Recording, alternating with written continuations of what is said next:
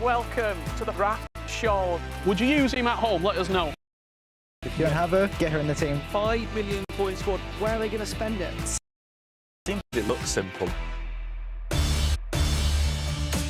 Welcome back to the FC Pro Open. We are here for week 2, which means that it is Group B. And it's going to be a jam-packed draft show that we have for you guys. But I'm not alone. I'm joined by the one and only Tex from Man City Esports. And Tex, last week you had your debut. You're pretty good at this whole casting thing, huh? Thank you. Controversial opinion. I prefer casting to playing. Really? Stress-free. I mean, that's fair, but you are competing next week, so you might need to work on that mindset and get to that. But we do have a very exciting group today. It is Group B. I would love to hear your thoughts about maybe some standout players in Group B. Now, I'm excited for today. This group is unbelievable. You got a couple of the best players of all time. Nicholas, Anders, you got Manu Bashir, who I've played in practice recently, and he's very, very good. The couple Saudis, who I have played in practice as well, who haven't been as good. And then LJR, who on his day, he's a very good player. So you're hyping up pretty much every single person in the group. Basically, but it deserves it. It's a good group today. That's fair, that's fair. But we do have to talk about these specific fixtures because every single game is going to be very exciting, but even this first round is very interesting to look at. As we see here, first matchups of the day, we have the Oneos versus Anders, LJR Piasciotto versus Nicholas, Abu Fauzi versus Manu Bashir. Tex, if you're looking at any of these, which one are you wanting to watch the most? I think match 2 there, LJR versus Nicholas. If they both play to their level, it can be a very close game. And I think the first game could be a bit one-sided with Anders, but yeah, I'd say match number 2 for me. All right, very, very interesting. Now we do have to chat about those squad restrictions because last week there was 8 million in the budget. This week we have 1 million more, which I think makes a big difference. But let's see what those specific requirements are. Tex, walk us through it. Yeah, 1 million coins can go 1 million miles. Obviously, you got 1 Thunderstruck icon, 2 Thunderstruck. And most importantly for me, it's the 2 FC Pro Live items again, which means I can use Grab and Butch if I was playing this week. I'm hoping for next week it's the same restrictions. So for everyone back home, are you saying invest in Grab and Butch? Is that the way to go? I don't know invest in him because next week I play Emre and that's his player, so I'm hoping I can win that. But right now, I'd say Grab and Butch, top 3 midfielder in the game, maybe the best. So you're also saying invest in Nathan Ake? Yeah, that's what I'm saying. Nathan Ake, get him. All right, well, we do have a special guest, so let's go walk over to the analysis booth. But as we walk, Tex, I mean, what is your favorite part about casting so far? Just watching games stress-free. Like, stress-free. It's nice just playing, watching knowing that you don't have to play and you don't really care what the result is. Well, unfortunate for Manu Bashir, he does have that stress today because you are competing in Group B. But how are you doing, Manu? Yeah, great. Looking forward to play.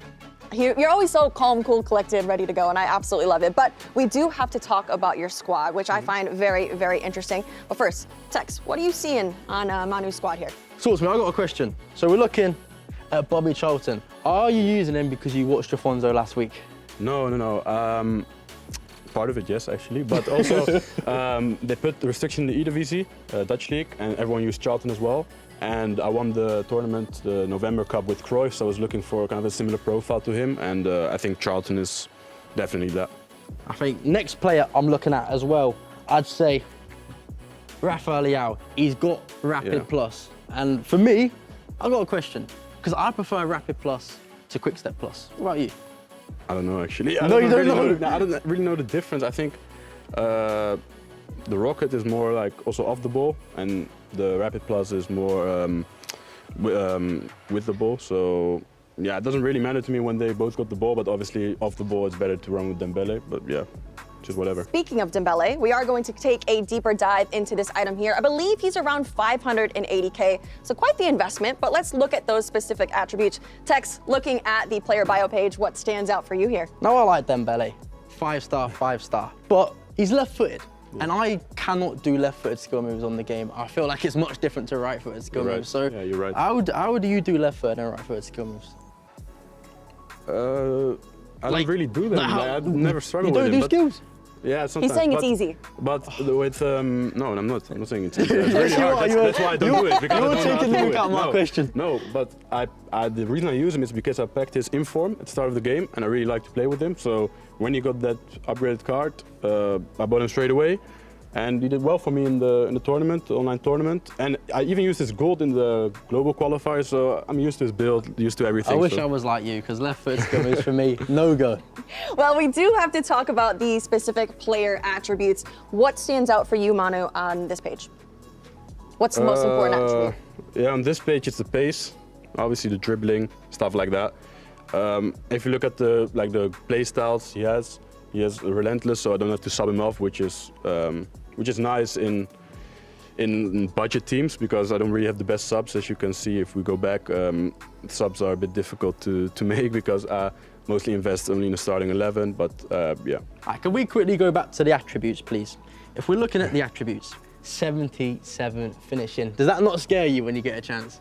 Why you show me this? I never even looked at it. I never even looked at it. But yeah, no, he's good. He's good. Don't try to doubt. Sorry, any doubts. I'll stop talking. I'll let you talk. All right, well, we will stop criticizing your draft because we will be chatting about one of your opponents. It is Anders. Let's take a look to see what he thinks about those squad restrictions. I don't really like have an opinion of if I like or not. I just have to build the best team possible, and I saw some tweets that some think I have the most weird team, if you can say, but for me I think I built the best one, and hopefully today I can perform as I did at the last tournament. Lots of confidence from our guy Anders there, but I'm interested to see what his squad looks like as we're seeing it here. He has a very, very unique squad. Manu, I'm going to come to you first. Yeah. Initial thoughts about this? We have Garincha, Rio. What do you think? It's fake. Fake. Ooh, okay. He's not going to play, I think, with this team. I think he's going to sub one before the game starts already. But this is just to trick your opponents. All right, Tex. Well, let me get started. I think, but yeah, if I get wrecked by 4-3-4, then so be it. This man right here, Rio Ferdinand. I'm not going to get my words mixed up here. I hate him. I used him last year at the FC Pro Open, and he gave away 4 penalties. 4. So I don't know what Anders is doing and putting him in his team. I mean, he's expensive as well. I don't know if you want to invest that much in a center back. I'm not sure. Do you agree with that? Yeah, I haven't done it, so. So no, you I don't agree with that. it, but yeah, it's a viable choice. I think he's kind of a better Saliba, if I can say that. So yeah, it's a good card. Well, Tex, let's talk about the attributes on Rio Ferdinand here. What stands out for you on this page? I think what stands out for me is the pace. He's very quick, and you need quick centre-backs, and the defending as well. The defending's impeccable, and that's all you can really ask for from the centre-back, and his play styles as well, very good.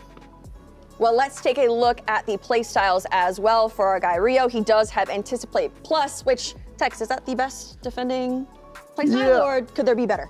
If I was to choose one play style on my centre-back, I would choose Anticipate Plus. I do think it's the best defensive play style on the game, but forget Rio's play styles. His actual play style in game is to give away penalties. So Anders, why are you using him? You might be in trouble.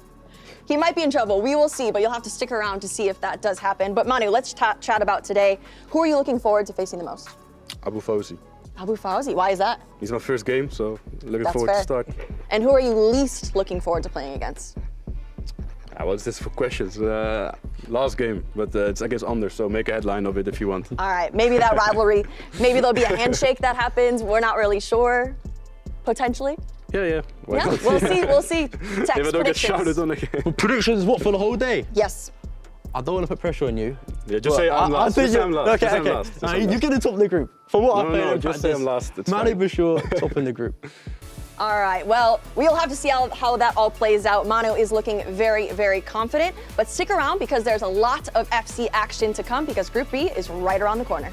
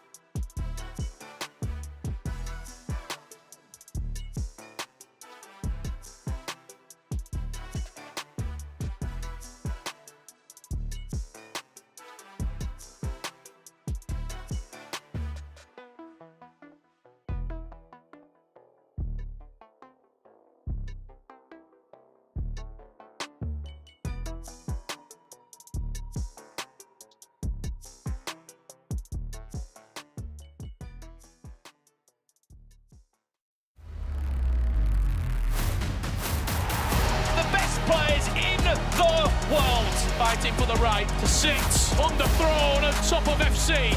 That is magnificent! Ice cold! The confidence is oozing out of him. It's life-changing. It really is. The Mateus! Your FC Pro Open champion! Oh, you're not even that good, you know. I actually would beat you 100%. I've seen you lose to Brandon on penalties. I'm better than you. I think it's quite funny that you're the host and I'm the player today then. You cooked me. In the tournament, who would you most like to play? Anders. Anders. Anders. Anders. Anders Vergang is your champion! No one is on my level. You know, the camera is walking after me the whole time. It makes sense because, like, I'm so good. How do you feel to be feared in the competition? I mean, I'm not surprised about that. Time for people to wake up and see that I'm the best in pro tournament. I'm really happy to see that no one is looking scary. I think it's gonna be quite easy this year. We are gonna see if there will be some spicy celebrations. Sit down! Sit down! Many of the GOATs didn't even win World Cup one time, and I needed 2 years, so I'm clearly the best player in the world. At the end, I'm gonna be like the greatest of all time. Hello and welcome back to Television Centre. We are back. It's Group B time, and Anders Vergang is back in action. Myself, joined by Brandon Smith and Tex. Tex, first things first, from a pro to talent again.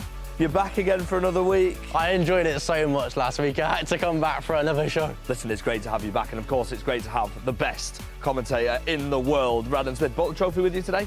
No, I left it home. I thought I was milking it a little bit, so I didn't bring it this week. But I'll bring it next week. Are you missing it? Missing the trophy? Yeah, massively. Yeah, so are we, because I was pretending it was mine, to be quite honest with you. Listen, Group B, it is absolutely stacked. We spoke about Anders Vergang, but there are so many big names in action today, Tex.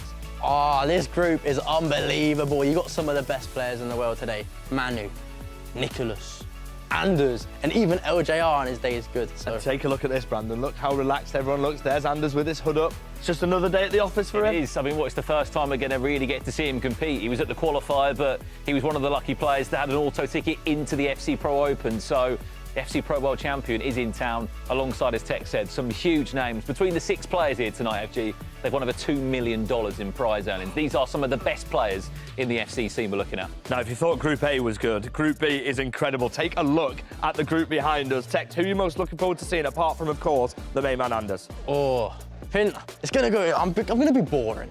I say Manu and Nicholas. Should I ask him for an early prediction? Go on, ask me. Yeah, go on. Early prediction. Ready? Manu tops the group. Nicholas second. No, Anders second, Nicholas third. And LJR's good though. I think both the Saudis clear bottom though. I feel like he doesn't have a clue. He just said quite a few names. Brandon, have you got... Welcome to the broadcast team. Just sit on the fence.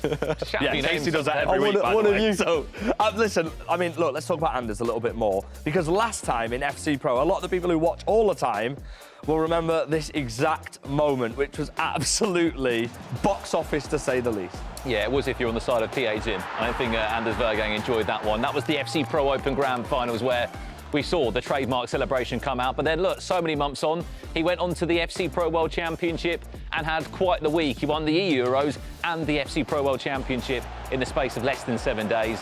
Just picked up under $300,000 in prize earning and won a grand final with, what, 7-8 goals to nil. We'll never see a grand final like that again. I mean, what a way to bounce back, Tex, from that disappointment against P8 to the way he performed in the summer. Hey, this man just sets his own records and sets his own bar so high, doesn't he? Well, that FC Pro Open final was one of the best games of all time. I think everybody was off their seat, and who knows, if he didn't win that, maybe he wouldn't have gone on to win the World Championship, because sometimes the losses make you stronger. Well, listen, I mean, we've said enough about him. How about we go and hear from him? He is with Casey right now. Yes, I'm here with previous world champion Anders. Anders, we have to talk about the rankings. A lot of people might have said you could have been #1, but you're not. Do you think you deserve that #1 spot? I think I'm the best in the world, as I showed, and now I saw that I'm not even like second. Abumake is somehow second.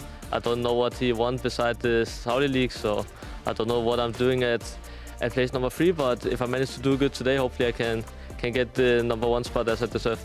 Now, we do have to talk about the group today. How do you see those going? Your first game is up against the One-Os. How are you feeling about it? If you just take the first game, then it's on paper like a must-win game. I also see myself way better than him, so I expect myself to get a good start, win that game, And then I would say that Nico Bachora this year seems really good, so will be a tough game. I was also in the same group as Bachora last year, where I won against him, where he probably had more pressure because he was the world champ. Now it's different this year, so probably he's gonna end up winning. But my goal is to win the games, as I know that I'm better. But we're gonna see. And Peixoto is also really good. I don't think you should underrate him at all. When he's in form, he could also get number 1 in this group, I think. And then Abu Fauci is just normally very consistent. So could be a hard group, but if I manage to play well, I think I'm gonna win it. All right, Anders, well, I wish you the best of luck. I will let you get back to those preparations. You're going to do great today. I'm going to send it back over to the analysis booth. Thank you very much, Casey. Great to hear from Anders. Tex, you've relocated, and we're going to be looking at those all-important FC Pro live items, and in particular, Anders Vergang's, which is Xavi Simons. Before you give your opinion on it, Tex, I've got a few stats. Go on. Okay, November 30th, he peaked at his price, 700k. Right now, at 5 p.m, it was 923,000 coins. So he's on the rise. What do you make of this item, and where could it go tonight if Anders plays well? Do you want me to be honest? I do. This item, before any upgrades, is very good itself. And with upgrades, it can get even better. And before the show, I sat down with myself for 20 minutes thinking, do I invest, do I not invest? And I haven't invested, so I might live to regret that. Well, I've invested, and I've invested right here in LJR Peixoto's item. I bought him for 10.5k, 10,500 coins. Right now, he's up at 13.5. That's 3,000 coins. Sell him now. I am making profit. Every coin matters. It certainly does. The man who's looking to put Anders down in that first game is the 1-0. So let's have a little look at his team and what he's going to be using in this matchup, because we've seen Bobby Charlton in there again, but I've got to draw attention to it. I don't think we've seen him this season so far. Yap Stam, brand new hero. What do you think? I mean, I've not used him, and I've not really seen him either. There we go. Get my words out.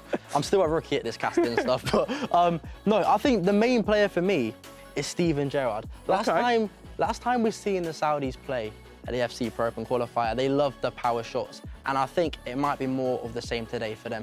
Well, let's have a look. If you're unfamiliar with the 1-0, so what you can expect from him. He qualified, beating Abimaka here at the FC Pro Open Global Qualifier. What are you expecting? I know you've played him a little bit this week in preparation for his games. Yeah, so I've played him a lot this week in warm-ups, and if you want me to be honest, it's not looked good for him. He's been changing tactics every time we go into a new game, so I don't know what to expect. But if he's managed to find the tactic that works for him, who knows? He could come off with an upset.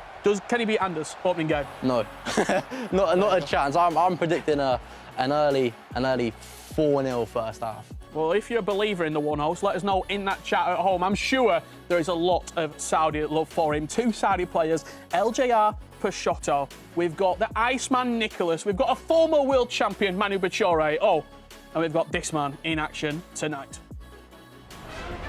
Hello and welcome to the E-Euro. And there's one man on this bracket which stands out. Big chance now for Anders. Hoyman drops the shoulder, times agrees. 4-3. Your UEFA E-Euros champion. The FC Pro World Championship Grand Final. Anders Vergang against Juvel. Could be an opening goal. We will pay. Quick corner. There's Haaland. There's the flick on. Ronaldo. Mbappe. 6-0. In person, he never really got going. 7 goals to 0. Anders Vergang, FC Pro World Champion.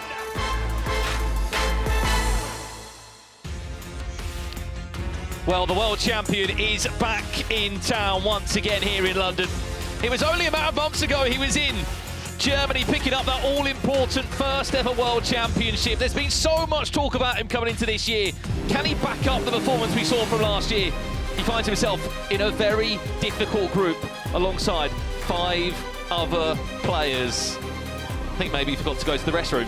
He's had to run back there for a second. Brandon Smith and Casey on the mic for you on this first game. Case, I'm just excited to see him in action, to see what he can bring this year to FC 25.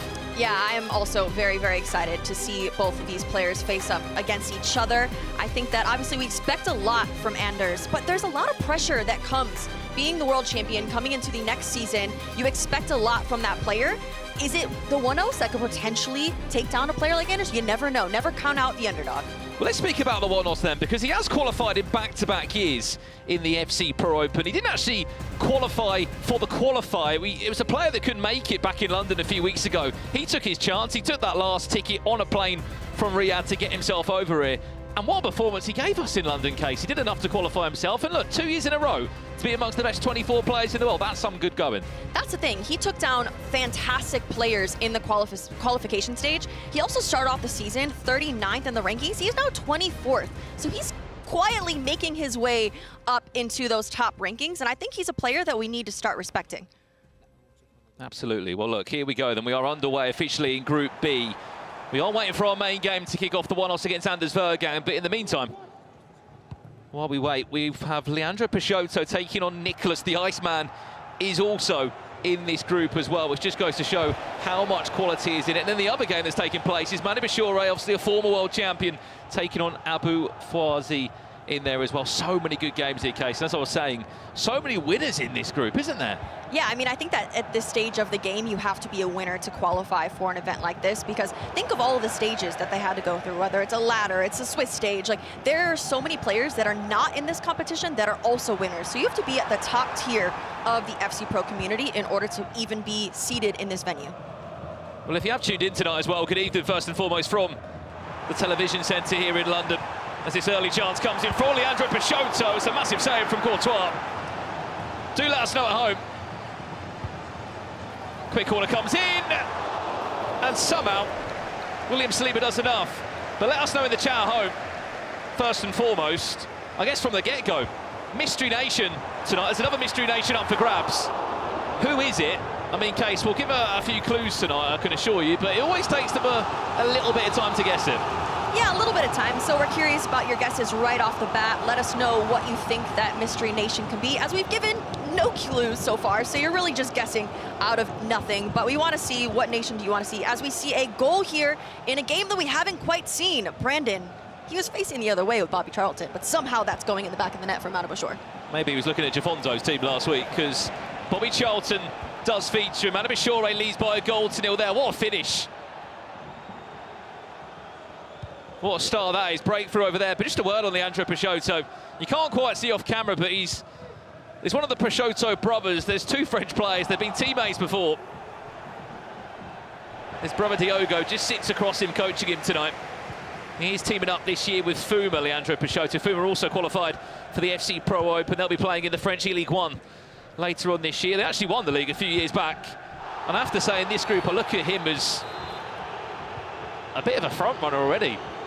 Yeah, definitely. I think if we look at some of the stats from when he was competing in the qualification stage, he said he only lost one game, and it was to Paulo Neto in penalties. And so he is definitely at the top of his, in terms of his competition this year. I think that he's at a whole nother level that we've seen. He's been in the scene for quite a while, but I think he's definitely turned it up this year. He's very, very good at FC25.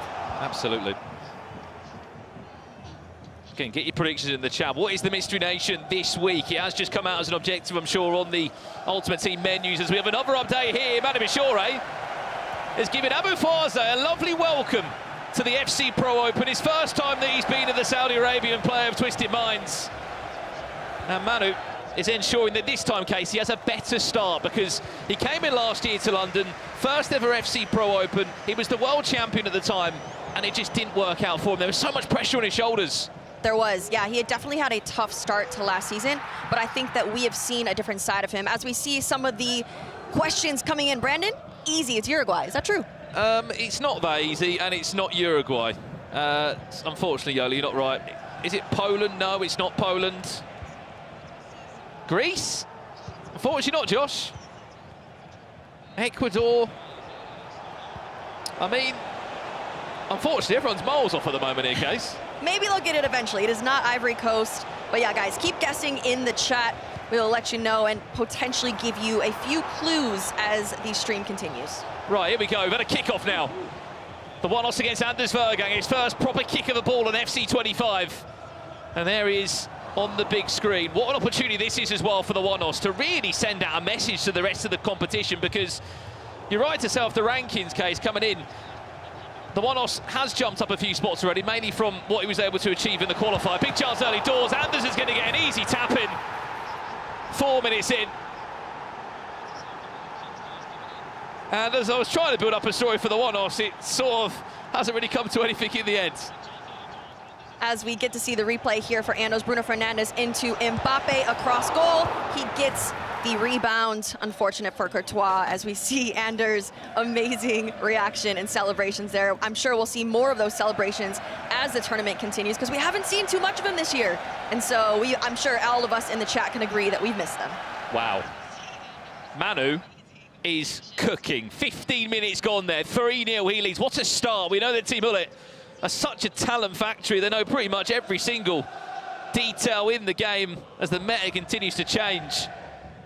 And you are seeing a perfect case study there of the former world champion, Manu Bashir. What a start he's having, Case. Absolutely. I've spoken to multiple other pros this year, and every single player speaks so highly of Manu's competition this year, of his gameplay. I think that he's coming into this, maybe not being the world champion is that fire that he needed to be lit to bring him back into reality and get him back into the scene this year, because we're seeing a much different Manu Bashir than we saw in the beginning of last year's FC Pro season, and I think that that'll just continue throughout the entirety of the year. Well, the only game that we haven't really had a goal in, I believe, is Nicholas against Leandro Peixoto. So Nicholas obviously wasn't part of the FC Pro Open last year, believe it or not, which sounds so weird to say. This time he was able to get his qualification, and a fun fact about Nicholas, he's the only player here that's got 2 coaches with him, which certainly goes to show how much preparation he is making. Gravenberch punch into Didier Drogba, one more pass, it's a Ray-10! Offside or a free kick? We did have a question that we missed there, Brandon. Is it in Europe? Do you have an answer for that one? Do we want to give that away? Am I allowed to give it away? Has someone won the Ballon d'Or from that nation? That's a great question. That's a great question. That is a fantastic question. Bobby Charlton, Mbappe dispossessed by Rio Ferdinand. Of course, keep in mind as well that all our players here tonight in the FC Pro Open have to follow certain draft restrictions, which ensures that the competition just remains exciting as ever. This time round, it was a 9 million coin budget. And with the introduction of some of those Thunderstruck players, I mean, a question for you at home to get involved in the conversation.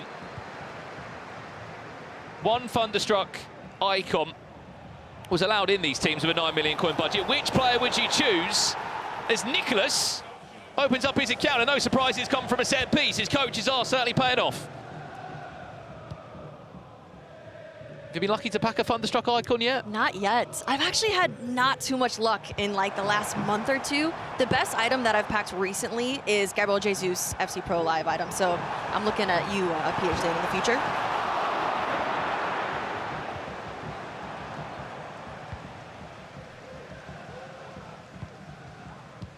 Just see the chat as well popping up there. Rooney, I was lucky enough to get my hands on that Rooney Thunderstruck. Other than that, I feel like I've packed every English icon that's been a Thunderstruck player, but no one else, unfortunately. Oh no, I got Roy Keane actually. That was a little bit of a disappointment when I checked out. He was worth nothing. And then 20 minutes later, guess what I did? Did a base icon SBC, got Roy Keane. Oh my goodness, that is unlucky. Couldn't quite believe my luck. 20 minutes gone here. Anders Vergang, FC Pro World Champion, leading by a goal to nil still. Remember, there are so many crazy matchups coming tonight. That's a clever pass around the corner. Steven Gerrard might just about get on there, but not for so long as Theo Hernandez is able to just save the ball. Anders Vergang again, coming forward. It's a deflection that's certainly going to help him out. Now, it's important to note, Brandon, that the One-Os did compete in the group stage last year, and it didn't quite go as he would have liked. He was bottom of the group at the end of it. But I will say, do you think that he might have a bit more confidence as, you know, it's year 2 going into it? He's been in this seat before. He's been under the purple lights. I mean, I think we could see a bit more just confidence sitting there in that chair. What do we think?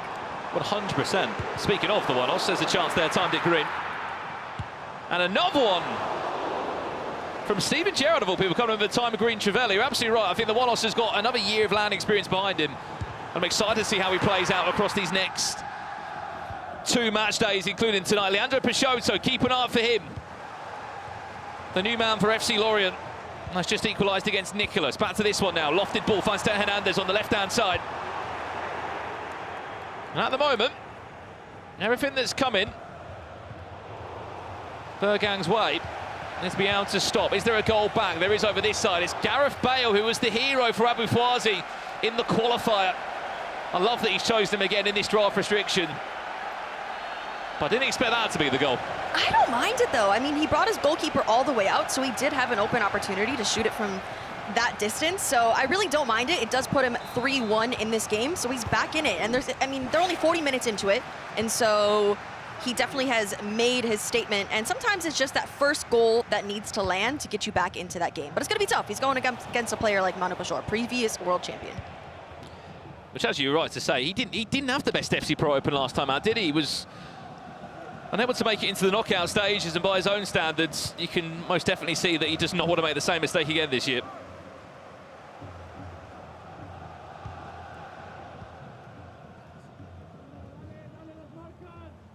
Diego Dalla might be one of the most popular choices in at right back.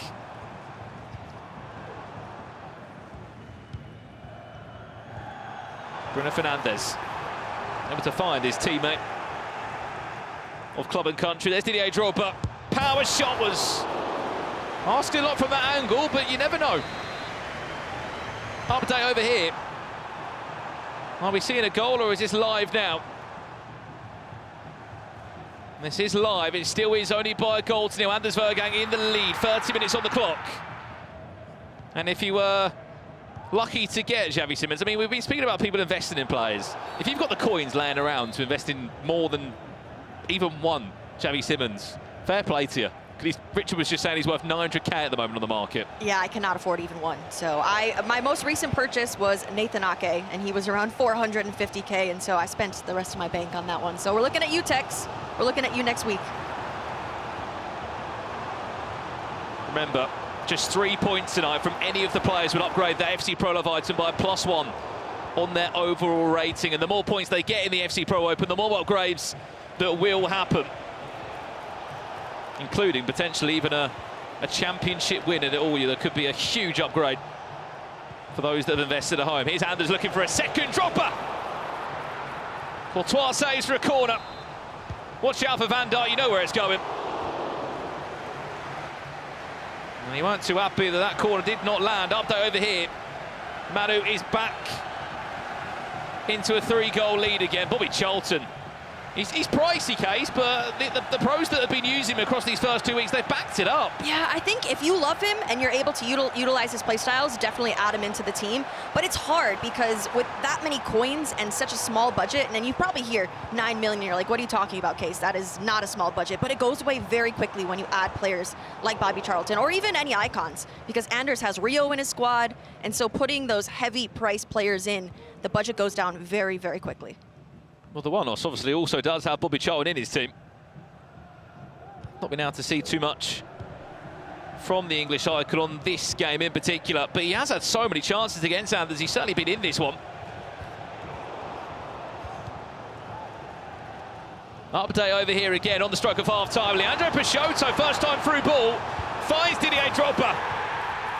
The trademark power shot, the all-important play style plus. It pays again in the final third. This could be another chance for Anders. Courtois. Big save, big save. Oh my, you've got to be careful there. The One-Off, he cannot be making those sort of mistakes in the FC Pro Open.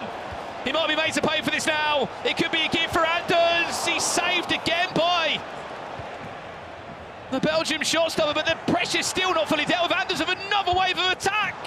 The Courtois is having an unbelievable game. Quick corner comes in, Van Dijk is there! And finally on the 6th time of asking, Anders Vergang will find a 2-goal lead. My goodness, as we look at the replay here, it is an easy corner attempt, green timed with Virgil van Dijk as we see these celebrations. We've seen a bit of frustration from Anders in the last few minutes of the game, but I think that will help him going into halftime. But I'll be honest, like, I've still been impressed with the One-O's. He's able to keep Anders off. 2 goals, there's plenty of time left to go, Brandon. It's easy to have like 3 or 4 good chances there, Case. The one thing that impressed me the most there is that any player other than Anders Vergang, let's know, you just give up on that chance. He just never gave up, did he? He was constantly just pressing and pressing and pressing, and he was able to create about 3 or 4 or 5 chances in the space of about 1 in-game minutes. Man, I'm thinking if I am the one in the one-ush's shoes in that situation, you know how sweaty my hands would be? How worried I'd be? I think I'd be having heart palpitations because of how many chances Anders was given, and obviously he was able to finalize that one on pretty much the 6th opportunity, but great goalkeeper movement as well. Courtois might be MVP for him. Hello. And that should do us for half-time.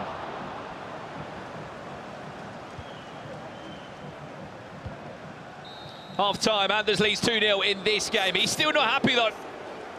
Let's jump over here. This one's just kicked off for the second half. Leandro Peixoto was 1-0 down against Nicholas.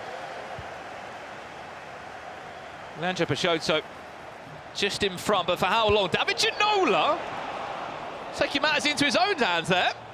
He was, and I will say, although Nicholas is out of this game, if I were to choose anyone, or is down in this game, if I were to choose anyone, it is Nicholas to potentially make a comeback. I've seen him come back from insane opportunities, insane score lines, and so never count out a player like Nicholas, which is why I'm actually really excited to watch more of this game. I'm sure someone else who's excited to watch some more Anders Vergang tonight is FG. Joins us on the commentary desk now. How are you, mate? I'm all right. I'm good. I thought I'd just pop in, you know. Just saw the Twitch chat moving, asking like what the Mystery Nation is and stuff. So I just thought I'd just come and, you know, help you out a little bit. Please tell me you've been searching the Mystery Nation and you've been getting it for us. Yeah. I've been looking. Like, I mean, it's an interesting game here. Is Kovacic playing? Kovacic? No. Kovacic. Josko Vardiol? No. I don't think so, mate. Interesting. It's a bit random of you, that. Yeah, just anyway, how have you guys been? All good? Good. All right, cool. I'll see you guys later anyway. Oh, is that it? Okay, bye. Right, well, FG's decided just to leave us on the commentary desk. He normally joins us for a bit longer than 5 in-game minutes case, but clearly wanted to probably tell us about who he's just packed in the last few weeks. Yeah, it's okay. I mean, we'll take what we can get at this point. There's Lauren James, dispossessed that. Again, 3 games taking place at the same time here at the FC Pro Open. This is just week 2 of the action. 2 more weeks before the Christmas break, then we're back to do round 2 of matches. And then our big finals on the 1st of February that weekend. We'll find potentially a new FC Pro Open champion. Is he looking for a third? No way through on that occasion. Now, Brandon, I have a question for the chat and on. for you as well. So there's many different ways that we can go in terms of the squad building. I'm curious about attackers. If you could invest in either Mbappe or Drogba, this is a question for you and the chat, which one would you go with? Because obviously both very, very pricey, but if you could choose one, which one are you going with? Well, I checked Mbappe's price earlier today, Case, and I'm pretty sure his Thunderstruck was... Obviously, these players aren't using the Thunderstruck because he's about 12 million coins. I just think Mbappe, there's a reason why so many people use gold Mbappe, because he is just incredible. So I'd probably have to say Mbappe. I do like a pacey player. I'm a big fan of Drogba. I don't know what it is. Every time he shoots for me, it goes in the back of the net. He's something different. So I think I'd have to go with Drogba. But yeah, let us know in the chat which one you guys would choose on your end. Let's do a poll if we can, actually, Case. Let's get a poll in the chat now. Let us know, Drogba or Mbappe in your 9 million coin budget. Who would you go for? Speaking of Drogba, it's like he heard us. Leandro Peixoto makes it 3 goals to 1. But yeah, we'll get a poll going in the chat. Let us know your thoughts on that. Oh, Drogba again. Anders Vergang finds a third against the Wanos. And it's safe to say that we haven't seen him in a few months, but he has not changed. He is still giving us all the reactions. That was the goal. And it was a power shot.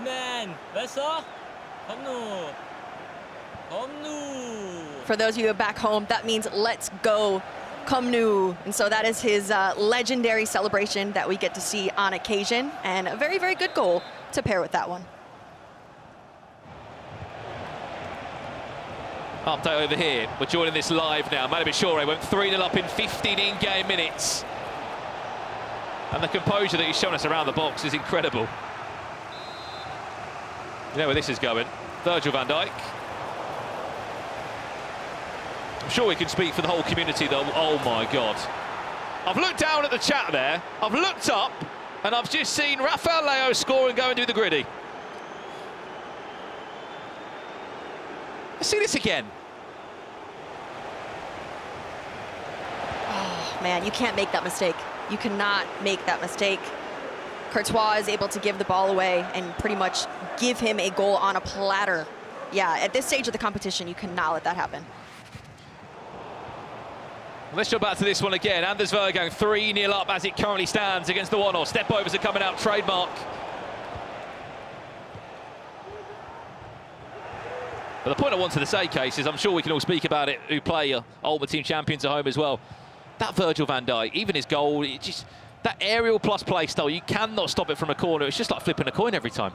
It really is. And I know that these players have workshopped their corners so much, they know to give it directly to Virgil van Dijk. As we see another goal here for the One-Os, potentially putting him back into this game. It's gonna be an uphill hill to climb, Brandon. But even one goal conceded, and Anders is upset about that one.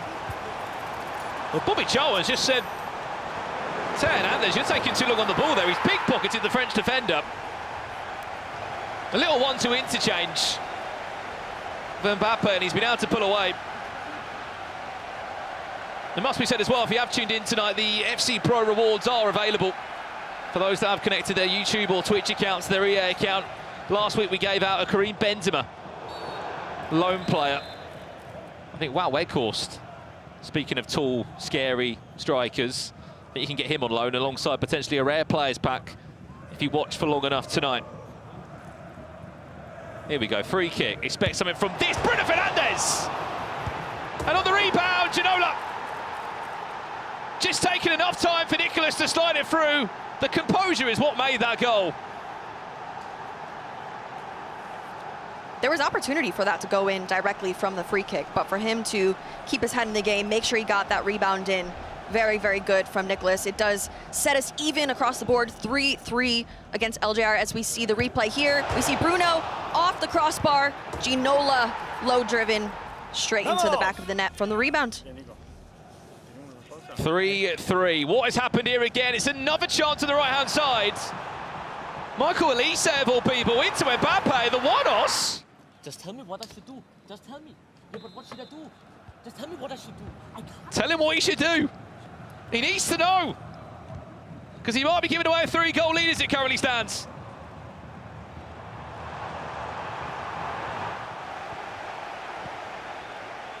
We said he was in the game when he was at 0-0 or 1-0 down, let alone 3-0 down, Case. Yeah, I mean, this is exactly what could happen, especially with 9-minute halves.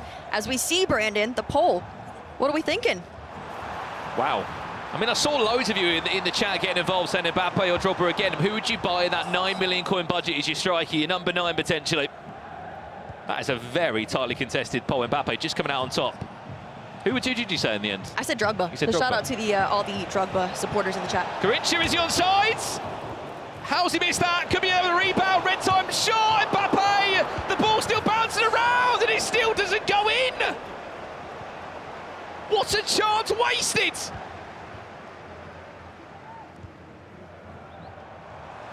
Update over here. Leandro Peixoto, I believe, back in front. Speaking of Drogba. 4-3. You simply do not know where to look at the FC Pro Open. We knew this was going to be a great group. And we're only in round 1.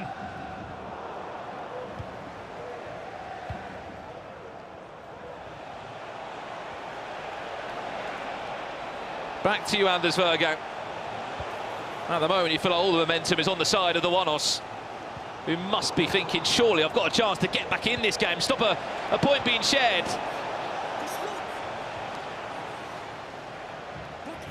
All right, we do have an update here in the poll, and it looks like Drogba is pulling out and potentially going to win this against Mbappe, or they're just listening to me. It's either the goals that they're seeing or they're just taking my word for it. If I say Mbappe now, please vote Mbappe. Watch it swing again. It will swing back the other way. I don't know about that one.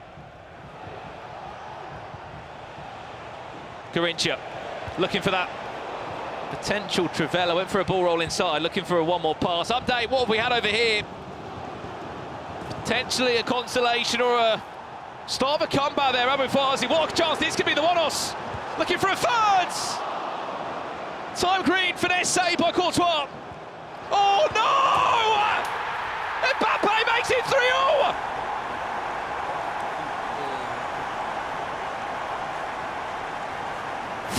Up, As we see the replay here, he didn't quite get that first green time shot, but it's a defensive mistake from Virgil van Dijk, gifted the goal for the 1-0s to make it 3-3 across the board. And he is officially, potentially, going to be having a positive result against Anders. Look, we said keep an eye out for Leandro Peixoto. What a start he could be having here tonight. As it currently stands, it would be Manu on goal difference, top of the tree. Second place, Leandro Peixoto. What a start they are both having as it currently stands. Remember, still 10, 15 game minutes left in those games.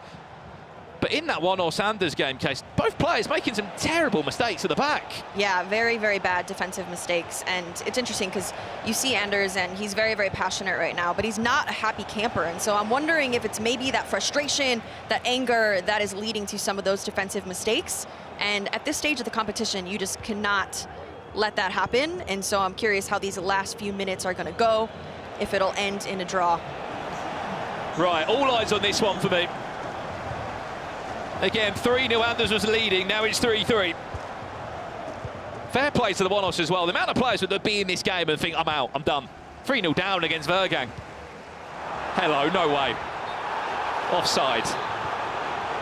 And that's the thing, Brandon, when we talk about predictions, even on like the talent side, we've talked about a lot of names, and I think that the 1-0s needs to be brought into these conversations more regularly, because I think that he's bringing himself to the table, qualifying for the group stage of the FC Pro Open back-to-back years, representing the Saudi Arabia region very, very well, and I think that he's definitely becoming a top-tier player, and we're going to see him shoot up those rankings as we continue through the competition.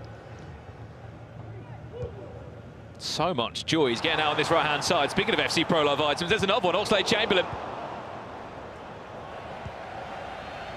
We had a few upgrades last week thanks to Nixner.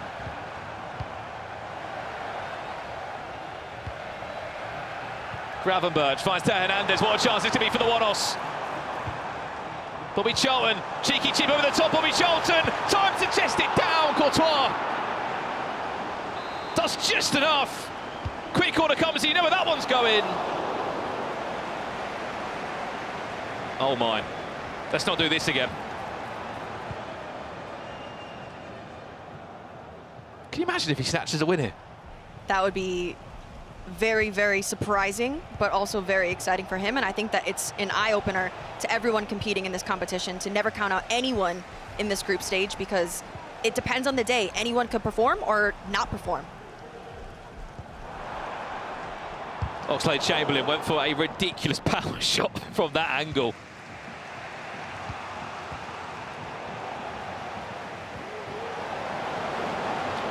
Back to Anders, last 5 in-game minutes. Has he got a match winner in him?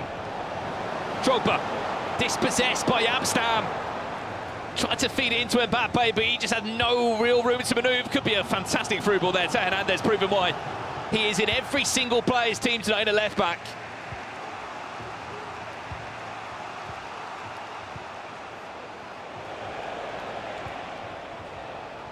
Last 2 in-game minutes. Dispossessed, oh no. The 1-0s, what a chance this could be for him to get back down the other end. There will be one more good chance, big chance left in this one for one of these two to snatch all 3 points, to give themselves the perfect start in round 1 here in Group B of the FC Pro Open. Or is it going to be a point shared apiece? Added time of more than 1 minute maybe. Chance to break, Mbappe away from Virgil van Dijk. Numbers pulling over, what's the ball? This could be Rafael Leo to make it 4-3! The 1-0s with the ultimate turnaround in the FC Pro Open. He was the underdog in this group, and he's just completely ripped up the script.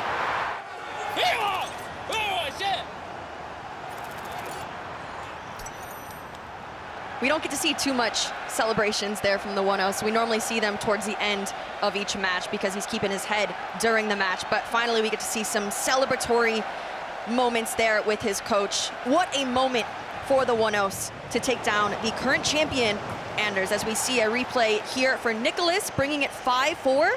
He's going to have enough time with 2 minutes left.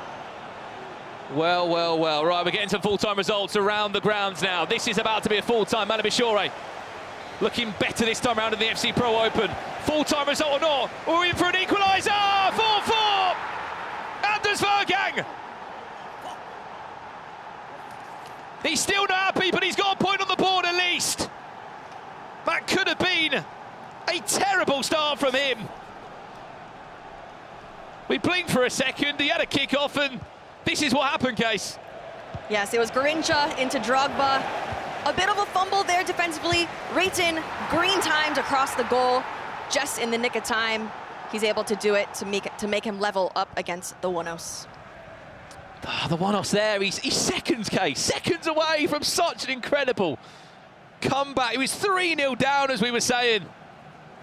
Yeah, it's kind of crazy because this will almost feel like a loss to the Wonos, losing it in those last seconds. But we have to remember, he was down by big margins in the beginning of it, so he was able to come back. So he should be very, very proud about his performance up against Anders here, because it is not an easy task to take on someone, especially in the first round of group stage. You know, the nerves are there, but he was able to get his footing, get back into it, and he's coming away with 1 point. Well, there you go. First round results are pretty much done. I'm looking across. Nicholas's game is still live. We can get over there. Has the Nicholas balled it back? This was the goal to make it 5-4. And I believe they're still playing now. Added time of 4 minutes. You never normally see that. The last game left to conclude from round one. If Nicholas can get the ball back, he'll have one more decent chance.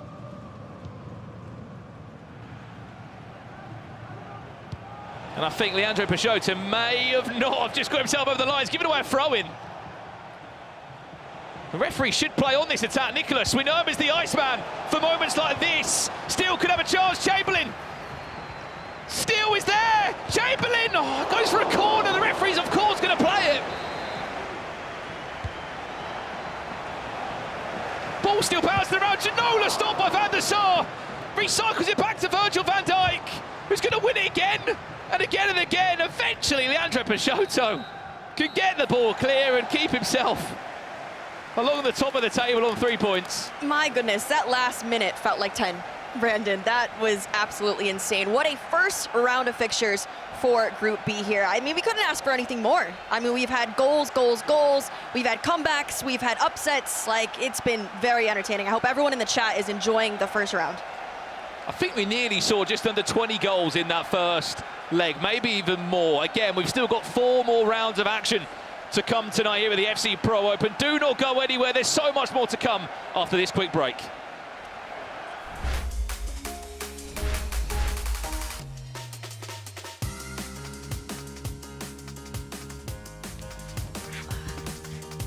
No skill move, no run, just passing.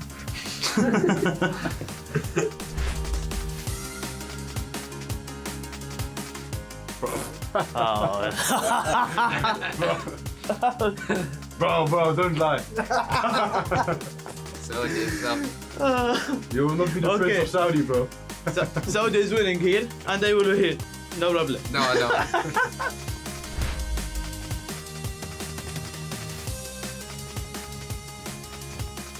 Because he's playing to Ittihad now. Saudi.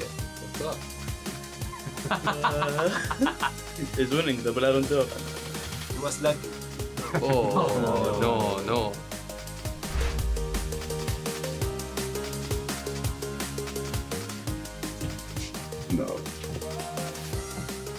Maybe. Bro, one hand. You haven't tried? Division 4. Division 4. Yeah, decent. Only ball shot like this. 2 hands is difficult.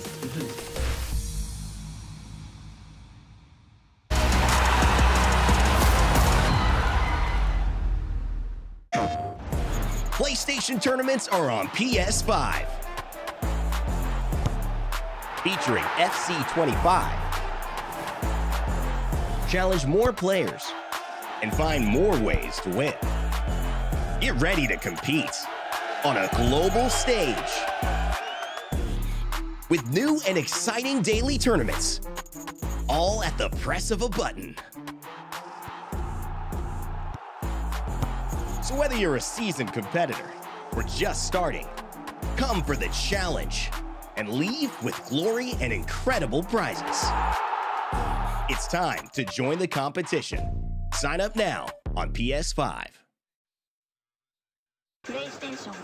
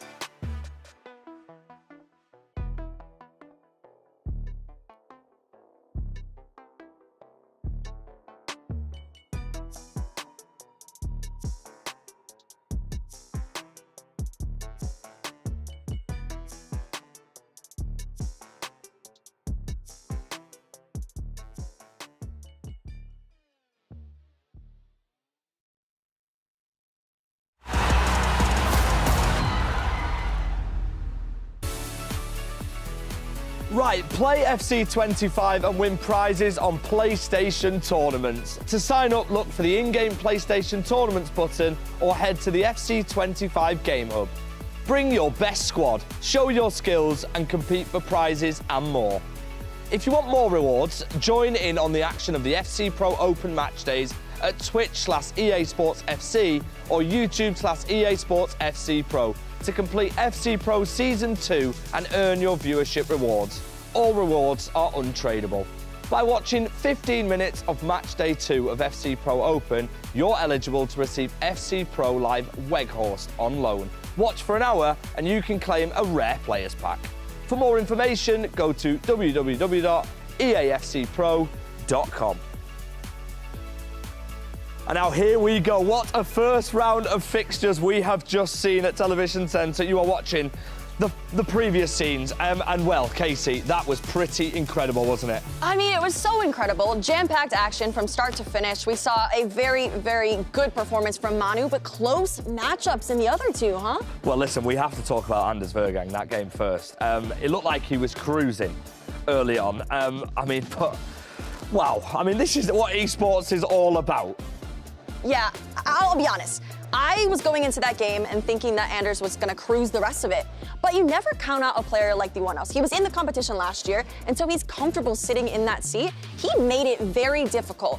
I thought he was going to win it. Anders somehow got in that last-minute goal. But a 4-4 draw for the One-House should feel like a win for him, I think. We're gonna put some highlights on the screen for you guys to watch. We're gonna talk over it. I mean, this is Manu Bashore. You see the power shot early on.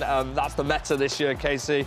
And then you see obviously this game as well. There was just goals in every single fixture. There was, and as we're talking about LJR Peixoto versus Nicholas, that one was very end-to-end. But I think a player that we need to bring into conversation is LJR Peixoto. He's been so dominant today. We didn't get to see all of the games, but we did see a lot of emotion from our guy Anders. Well, I mean, look, he's just scored an equaliser. Last kick of the game, and he's got up and he's absolutely furious with himself. I mean, that is what a world champion does, isn't it? Absolutely. He's not going to be happy unless he is winning by probably 10 goals. I think that's when we see a happy Anders. I just, honestly, this is what it's all about. And I know a lot of people in the Twitch chat have been investing in their live items. Have you done any investments? You like to sit on the fence normally? Yeah, so I've done both SBCs, so we've gotten those out of the way. I invested in a Nathan Ake, and I've packed quite a few here and there. And so I'm really rooting for a lot of the players that I've packed already. I really like the way that we're firing the pressure on Tex, who's in action next week, by the way. You've got one job, Tex. But for tonight, let us know in the Twitch channel exactly who you've invested in. Thanks, Casey. I'm going to head over to my Man City Esports fellow pro player,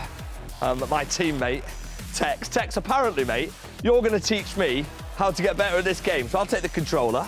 Right, I'm going to teach you the reverse elastico. So before we get started, do you know how to do a reverse elastico? I don't even know what a reverse elastico looks like. Oh dear. All right, let's watch the clip and I'll show you. Let's do it, okay.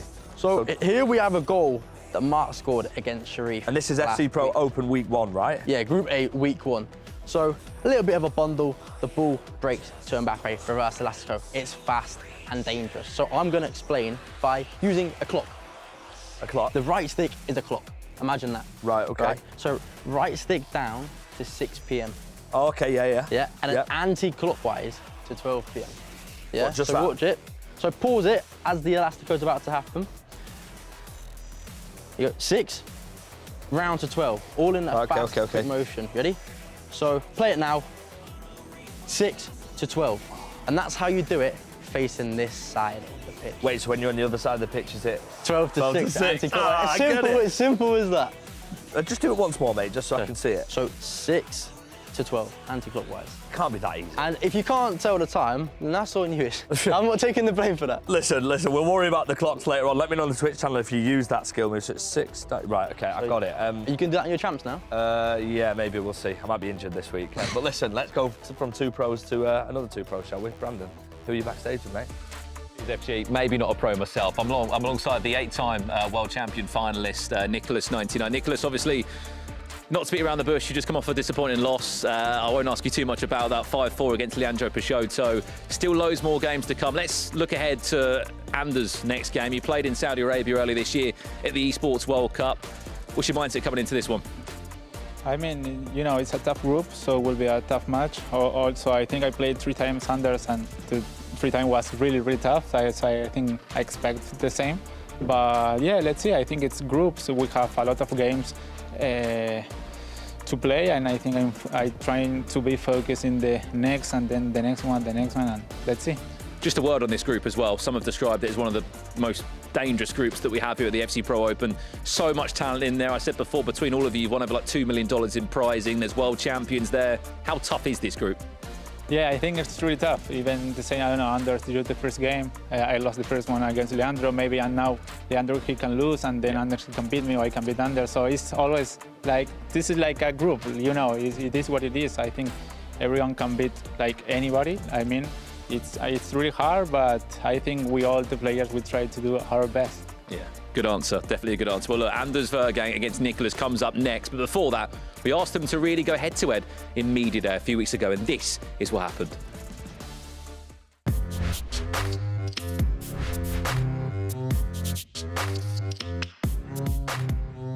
I admire your consistency.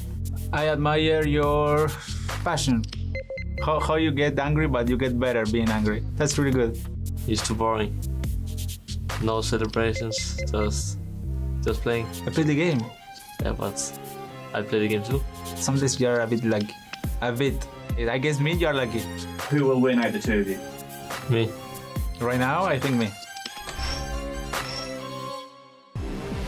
Well, talking is over. Let's get this game underway. Tex, it feels just perfect for you to be joined here because you've got two players behind you who, one of them is probably, I would say, in regards as the greatest player of all time in Nicholas, and the other one is on his way to getting that status. As someone in that conversation, what can a neutral, what can someone for the first time ever joining our stream tonight expect from this stage?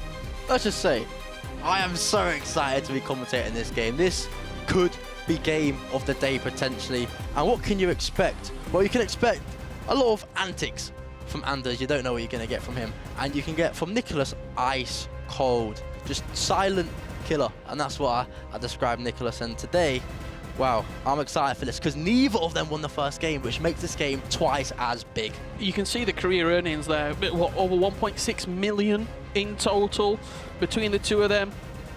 Their achievements ranked 3rd and 4th respectively on the FC Pro Global rankings as well.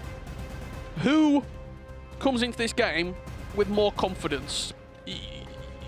Nicholas lost against LJR, but did he have a tougher opponent than Anders with the 1-0? Is that more a surprising result, Anders and the 1-0? I say Anders' result's more surprising because me and you both now know how good LJR is. Like, it's not a shock that he won, but it is a little bit to maybe the people watching. But today, going into this game right now, as we talk, I'd say Anders is the favourite just based off last year's achievements and who he is right now. I mean, you can see how close sort of we were then to this stage as well. The personalities, so different. Anders will be vocal. He will get annoyed. He will almost get angry at himself, at his opponents, at his performance. On the other side of it, Nicholas, he could be 5-0 down, and the exact same reaction will be if he's 5-0 up.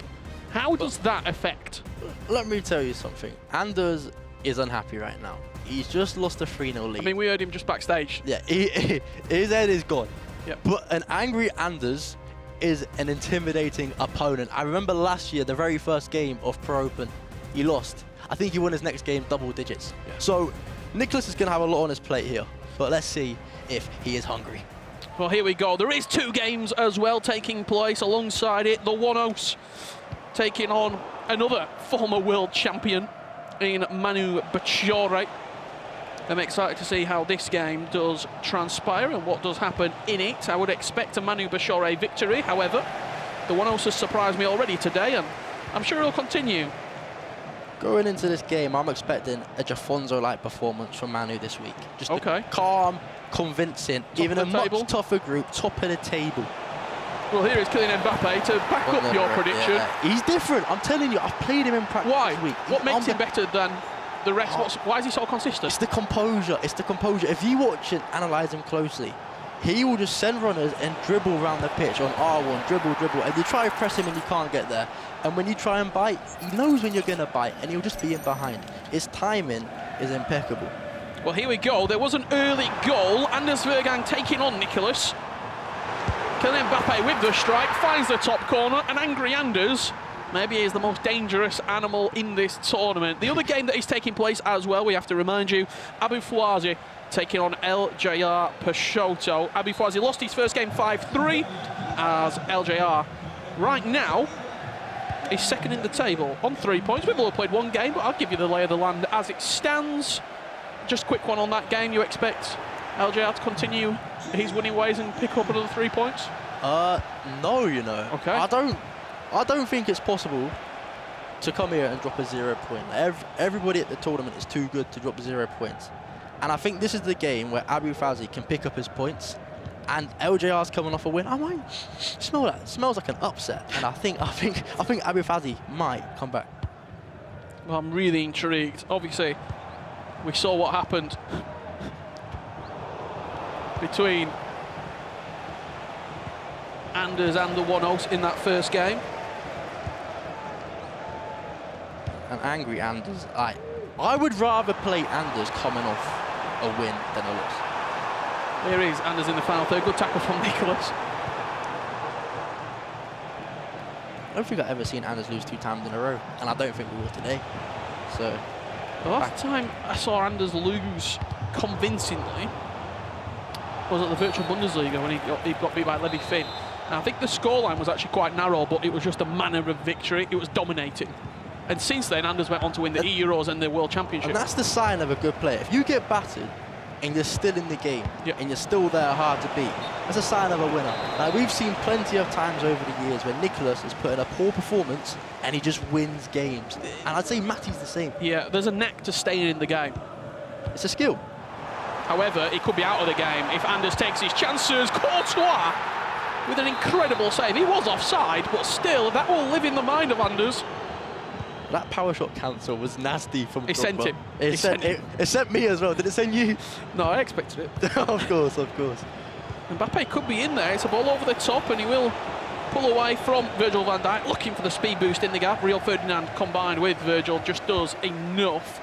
We have to remind you of those FC Pro Live items. Xavi Simons will be represented by Anders Vergang as Palacios, the Argentine.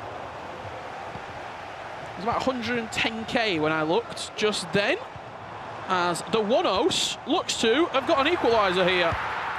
It's Michael Elise with the finish. Elise, you know, I've been using him in practice. He's a good player. I was shocked when I saw him in the team. He's got good play styles. He's got finesse shot. Good links. Good links. He's got dead balls, so you can do the same corner from the left side, the right side. So he's, yeah, I like him. He might be in my team next week, Richard. Well, we do have Tex on the commentary position, one of the best players of all time. If you've got any questions for Tex, let us know in that chat. We'll get some questions fired over to him as Nicholas comes forward with Bruno Fernandes linking into Kevin De Bruyne. The two Mancunian midfielders linking up, and that just bounces wide for a corner. Van Dijk triggered at the near post, wins the header, but it's not green. Nicholas corner. I thought that was goal, man. I like this matchup though. An Angry Anders versus a Nicholas set piece. Who comes out on top? Well, you've played Nicholas in a lot of games, finals, semi-finals. What makes him? Obviously, he's got the term the Iceman. It's his nickname. He's gone by it for a few years now. But what makes him so difficult to play against? Because I would say that mechanically, he's perfected the basics as Didier Drogba fires through that defence and goes 2-0 up, and it probably, I would guess, is cueing a pause very shortly, so it gives us a little bit of time to talk about Nicholas. It's just the margins. He's the best at the little things, whether that's a set piece, whether that's 2-1 up. What's going on here? Well, he didn't die against Anders, and he's 2-1 up versus Manu Bachore, the One-O's. I'm flipping my opinion. I am full on the One-OS train. I'm here to the end now. And I'm a supporter. I'm a fan. Any of the people out there who did get their hands on out of bed, the in-game item that is represented by him. Good luck to you, because he's on his way up as it stands. But going back to Nicholas, it's just the little things he's the best at. Like, I played a 50-50 game with him in the UCL Winners' Final. A 50-50 game. And he beat me because he had corners and I didn't. So it's the little margins that are always in his favour. And that might be from having the two coaches that he does employ.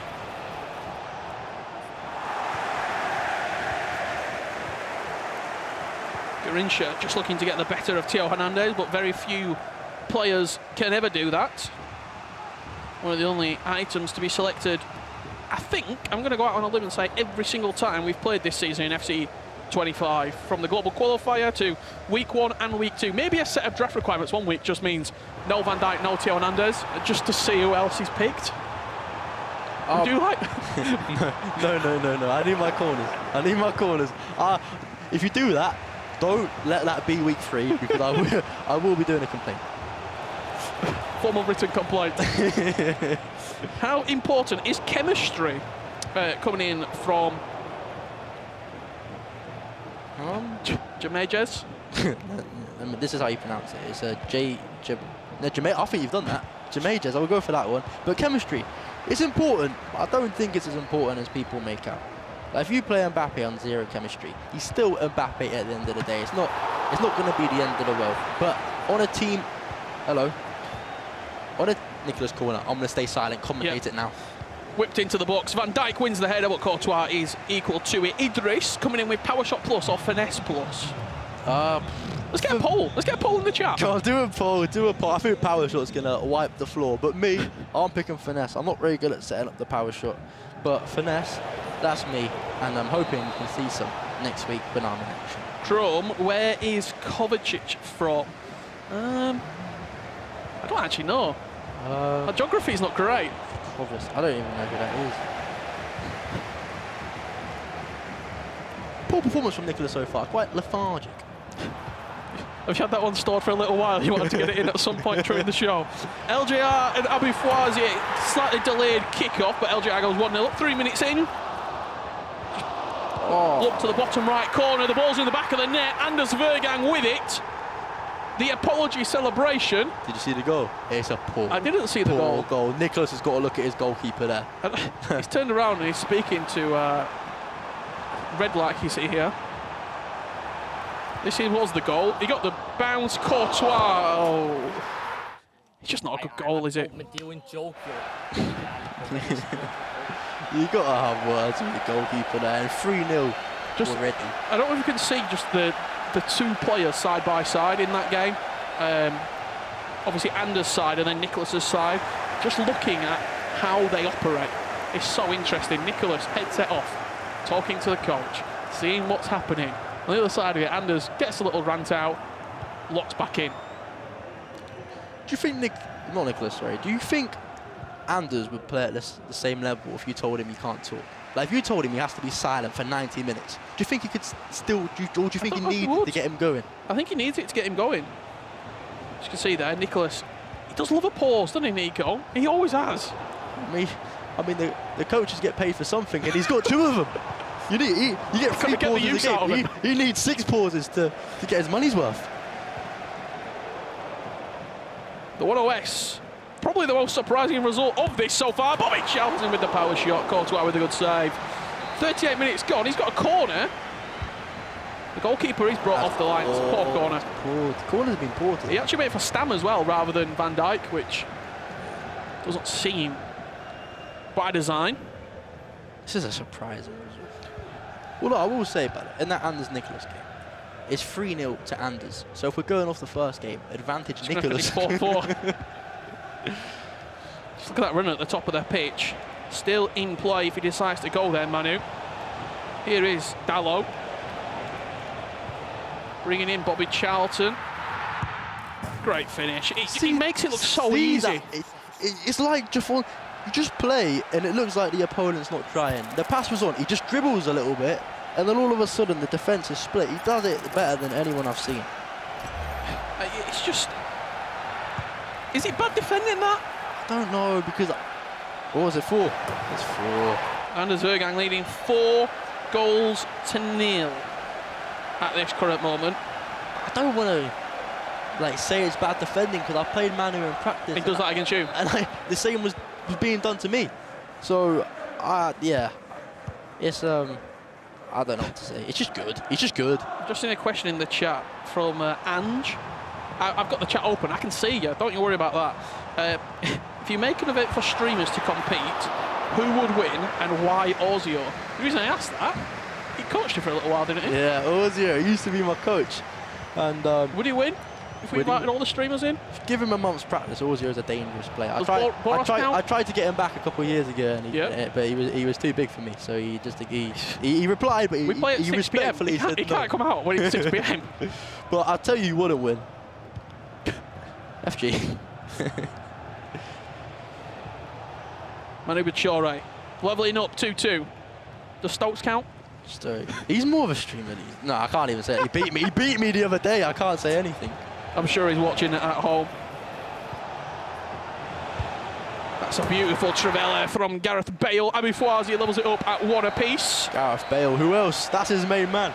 It is. His main man. Spoke to him before we started. I said, why Bale? He was like, I just love him. Oh, I thought you meant you spoke to Bale. I'm like, no, you didn't. Not yet. Not yet. Soon. But no, you have players like that you love. Think of any oh, hello. Come back. Think over the top. Mbappe with the finesse shot. 38 minutes on the clock. That's not finished yet. You know why this is interesting? If you remember last year at the Esports World Cup, wasn't Anders 4 or 5-0 up against Nicholas then, and Nicholas came back, or am I mistaken? I wasn't at the tournament. I didn't qualify. I think you're on.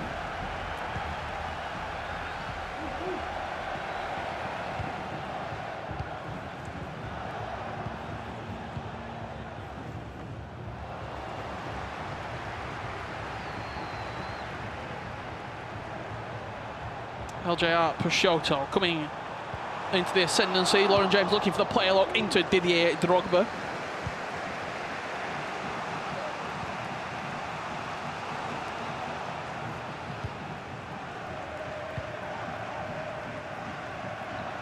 This group's a bit mixy so far. It's really tight. Yeah, it's surprising me. And I think a lot of it comes down to we didn't know what to expect from Abu Farsi and the One-House. I think a lot of people at home probably thought they're going to get beat in most rounds, and then we'd start to see sort of a 4-horse race for 3 spots, when in reality it's really, really tight. Which play style is better, power shot plus or finesse shot? 67% coming in with the power shot. It'd be great timing for Didier Drogba to put one in the top bins now. However, that's what makes someone a finesse. You know what? He used both. Sway the boat. He used both magnificently. He did. He faked the power shot, because you got to watch the power shot. It's the most deadly shot in the game. You got to watch it, and he's done it perfectly. Talk me through it again. Look, fake power shot, and Abu Fazi obviously has to overcommit to block it, and it leaves open lane. So if you can perfect both, you're dangerous. So people at home, they're thinking, how do I do that? What's the input? How do I fake a shot? So to cancel anything in the game, you click L2 and R2 as it's happening. So he's clicked power shot then, and as he's gone to kick the ball, he's gone L2 and R2. And it's very effective because you can do it on skill moves as well, and you can become unpredictable and just a much better player in general. 2-2 in this particular matchup. If you did do the Hendrix SBAC, as I did, you'll be wanting Manu Bachore to continue winning and get that item to be further upgraded. As for Al Abed, very cheap on the market at the moment, but there's a lot of good items coming in from Saudi Arabia at the moment. So I recently completed that Aubameyang flashback. Me too. Really good. Well, did you play any champs with him? Played a little bit more. I actually played more rivals. Really? Yeah. He came into my RTG and got me 15-0. So thank you, Aubameyang. I think he's got a unique body type, I want to say. So he feels a little bit naughty on the ball. I just turn and shoot with him. Finesse shot. I'm not really a dribbler anymore. That vote came in, didn't it?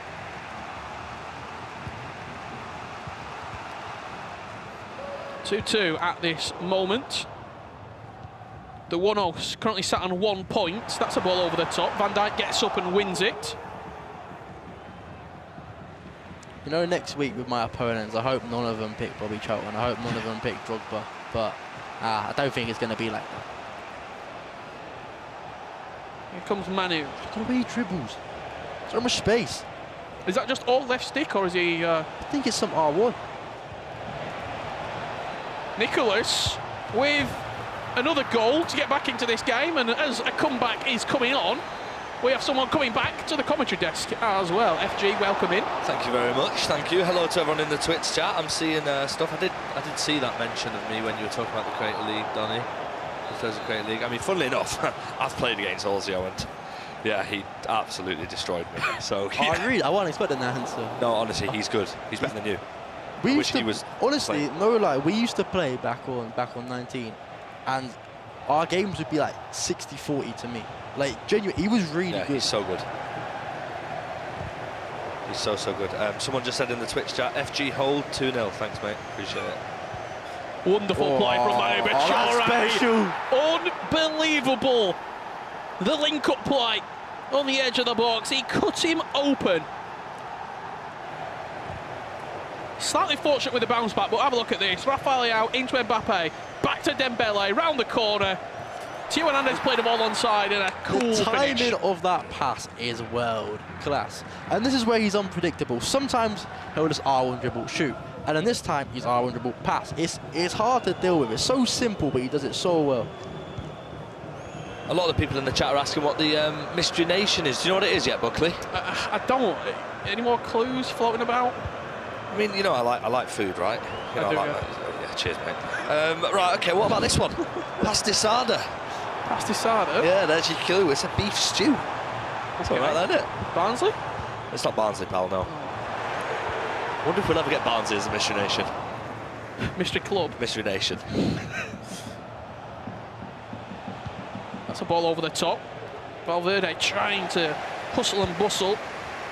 Theo Hernandez out the way. Somebody just said the mystery country is Texas. It's not, mate. Goal in this game, the 1OS simply doesn't go away. Bobby Charlton with the goal. This is so surprising. The 1OS could be on 6 points. If he beat Anders and held on to this, it could be 6. Speaking of Anders, I don't know if you see that in the bottom right corner. He's willing away in celebration. He's just put the ball in the back of the net. It's 5-2. Let's have a look at it in greater detail. Garincha into Rayton, back to Garincha. We've seen some really nice goals. That's a big goal as well, obviously, after choking the lead in the first game and was 4-0 up and now it's 4-2 in this game. That's a big goal. Have you seen something in you're giggling to yourself? I've had a bit of a nightmare here because people are telling me that's Greek. It's not Greece, by the way, the nation. I'm only going off what was in my ear, so... Okay. Any other clues? I will give a clue, actually. Colour of the flag? Red, white and blue? There you go. That took you a while, didn't it? There you go. So I'm a bad caster. I thought this game was 4-2, not 3-3, so I'll hold my hands up. I apologise. I just didn't think it was 3-3. My bad. I got to focus better. It's because FGs came in and started waffling. When are you leaving? Yeah, I'll go actually. See you guys. Thank you. No, that was harsh. I'm sorry. Of course, FG knew something about food from Jordan. Jordan, I'm still here, mate. Cheers. He's not wrong, to be fair. Theo Hernandez into Rafael Leao. What does the 1-0 have in his locker? That's a ball over the top. Leao will win it, nods it back into a dangerous area. There's a power shot there. He takes it. It's green time. What a good block at the back. What we got happening here? Nicholas refuses to lie down. Mbappe cuts it across for Ginola. Game still on, Tex. Yeah, that game is never over. And with Nicholas, you never know, because he doesn't feel any pressure. If it's in the 90th minute and he's got the ball, you expect him to score. You expect him to create a chance. He doesn't really make mistakes. LJ Peixoto and Abu Fawzi. We've not seen a lot of this game. However, Abu Fawzi looks to be 3-1 down, and it's a mistake. That would put LJ Peixoto top of the table, 6 points. Which isn't ideal, because me and Brandon, we had a bet. We had a bet that he thinks LJR is going to come top of the table, and I got to buy him dinner later. So, LJR, can you stop winning, please, mate? Well, Igor Silva. He's on his way up and up. And I have 23 of those in my transfer list. Thank you very much, LJR. Whipped into the box. The 1-0 with the header. It's green times. Frankie de Jong will clear the ball.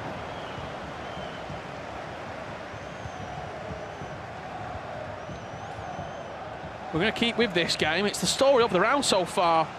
The 1-0 has been the story of the night. 4-4 draw versus Anders Vergang. You wait into the 92nd minute winning. Manu Pachore comes forward. It's her first time shot that stings the hands of Thibaut Courtois, and there we see the pause coming in. What else is happening around the grounds? Anders Vergang. Near post is wide open there, and he actually baited it quite well. That's very good from Nicholas. Another pause. It makes you overthink. You overthink. You see the keeper off the line, and oh, I can shoot, and all of a sudden you can't. It's top tier keeper movement there. Well, we've got loads of game to still dissect, because a slight delayed kickoff in this one between LJR and Abu Fouazi. A big thing for 1OS. If he gets 3 points or gets a draw here, he's got 2 points from, on paper, the 2 hardest games in the group, potentially. Yep. So if he could kick on and get a few wins today, he could have an all-time shock here. That's a ball over the top. Drogba's onside. It's red timed, and it just glances the side of the post. Well, that is the method this year. The first time through ball over the top. If you can do it at the right timing and get that nailed down, it's a mistake, and get that nailed down, you're just a 10 times better player. Any tips for people at home trying to master it? The first time over the top through ball? Use a formation with a cam. God, good play. Mbappe. Garincha at his fingertips. Just glides through the defence. It's green, and he's... You expect that to go in. You do. Unfortunate that he's not gone 6-3 up there. It's poor defending though, that. He just walked through. You don't usually see that. Talk me through that first time over the top through ball, for tips for people at home. So you want to use a player with a cam, because that's the key to everything. That's the quarterback. You pass it into the cam, and as the ball's arriving to him, you send the striker on a run. You just only do a first time through ball. And having a player like Bruno with long ball pass will go a million miles. Anders for some very aggressive defending there, and it's worked out well for him. Van Dijk stepped in, won the ball back, and now looks to go 6-3 up. Didier Drogba with the step overs. Garincha, he's offside. The Lionel's got his flag up. And Nicholas wasting absolutely no time to get this game back underway. You'll probably feel as though there's a game in this for Nico. Just as we jump off it, LJR's gone a goal further into the lead. Theo Hernandez at the near post. Corner whipped into the box. The header is down into a dangerous area. Short. I mean, I predicted Abu Fouazi to win that game, so I'm looking like a bit of an idiot right now. I don't know, the next time when we get a pause, can we just have another look at that Nicholas attack? Because I feel as though it's a huge chance wasted. He had numbers over. We saw the corner given, but I do feel as though he's wasted an opportunity there. I really want Nicholas to score the next goal here. I want to see a grandstand finish. I think another goal here, the comeback is definitely on, but the thing with Nicholas, when he gets in the final third, he don't usually waste the opportunities. He's like a robot. He gets those opportunities. Hold on. Diego Dallo is good foul. That's an unbelievable foul. He'll go into the book. The yellow. You do any tactical fouls? Every time. Let's have a look at this tag. Talk me through it, Tex. Should he have scored? Yeah, I think. Let's watch it here. That's nice. He's got to take a touch there. Did he play it too early? The minute you pass it out to the left back there, you trap yourself a little bit. You can only come back inside or shoot. But if you have it with Ginola and take a touch, you can either shoot, go left or go right. So the minute you get the ball to the wing, you're a bit limited. So if you took a touch there, it would have provided a much better opportunity, but obviously he didn't. This game's well in the balance at the moment. Bobby Charlton for the 1OS runs straight into Theo Hernandez and gives Manu a chance to win it. The first time over the top through ball coming in. Yap Stam getting back. And this is end-to-end. It's like a basketball game, one attack each, probably, for each player to snatch. He's got to play last attack here. You have to. 3 points. It's a long floated pass out wide. Theo Hernandez with Dallo in his path, but just does enough. The Portuguese full-back. Is he going to go hard direct into the attacking player? Savania wins himself a corner. You know what usually happens when this ball gets whipped into the front post for Van Dijk? Savania keeps it alive. Bobby Charlton just forces it into Valverde, and the points will be split. One apiece. The one-0s. He's got a draw against Anders and a draw against Manu. This is where he has to capitalise, though. You've got the two hardest games out the way. Now you need to go on and get a couple wins, because it's no good drawing all games. You've got to win a few, and he's in a good position, as you can see. He's all smiles. He'll take it. If you offered him that before the game, you say yes. No, before the tournament, if you offer him two draws from the first two, you say yes. LJR. It's unbelievable. Is the man in form at the moment. Leading 5-1 against Abu Fouazi. He'll be on 6 points and will find himself sitting on the top of the table. You watch him here. Every single attack, he gets it into Drogba straight away. Every single attack. There's no thought process. Just straight into Drogba, and then he works the power shots. And it's so simple, but it's so hard to defend. I'm looking at a few of the names in Abu Fouazi's team. His squad selection seems quite odd. Hamshake, I understand. Savania, we've seen a little bit. Rodman. I don't know about Rodman. It's strange, but just have a look at his centre-back as well. Who's his centre-back? When it goes there, we'll pick it up soon. Obviously, that game has got a little bit longer in it.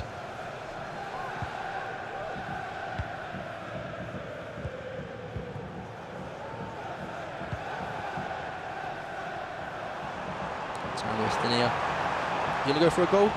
Ooh, he's playing it smart. 83 minutes. There's quite a lot of time left on this game. The next possession is pivotal. If Anders can hold this to like 87, 88, it's game over. If Anders scores, it's game over. However, if Nicholas can snatch the ball back and force a little bit of late drama, I'm sure Anders will also be getting flashbacks to his first game, where he was leading for a long time. This is great play, though. Great play. Professional. I'd say a younger Anders from a year ago. Flies forward. He just goes forwards and tries to score, but this is where he's really developed. He's matured. Yeah, I'd say so. And it's for the better here, obviously. If he attacked 4 minutes ago and lost the ball, Nicholas could have countered, but yeah, he's kept it. He's kept it well here. And with the seconds ticking down, a pause is cued. As we jump back on board here, Adeyemi in the attack for Abu Fouazi. Speed boost is perfect. It's a red time finish. But it was an open goal. I know Ryan came on last week and says he thinks every red time shouldn't go in. But when it's an open goal, I don't mind it going in. Frankie de Jong into Adeyemi. Is there something brewing here for Abu Fouazi? 20 minutes left. Get another. Van Dijk with a picture-perfect step out the back for LJR Pashogto. One thing to point out, Nicholas is going to be 0-2 now. 0-2. But which that's typical Nicholas fashion. If you look back at previous World Cups, he's always starting slow, and towards the end, he just wins. And before you know it, he's out of the group and he's in the semi-final. So if anyone can come back from 0-2, Nicholas, he's one of the main men at doing that. He's done it plenty of times. That's going to be a foul. It's not going to be taken quick, I guarantee you that. Van Dijk straight into the box. Just have a look at LJR. He's put Van Dijk on the line. He's playing them on side. But he's also... I don't know what he's doing. If he moves his Van Dijk into a good area, surely he wins the header. I'm not too sure what I just saw him from that free kick. Yeah, it's too I don't even know how to commentate. That was weird. He probably will concede as well from it. Lauren James gets dispossessed. Let's jump on board with the last couple of minutes between Anders Vergang and Nicholas. Looks like Chamberlain on the pitch. Theo Hernandez and a warrior. 3 minutes. That's game over. You'd put him in the Colosseum. It's gladiatorial from Theo Hernandez. Gladiatorial? It is. Good word. He will fight for you every single day.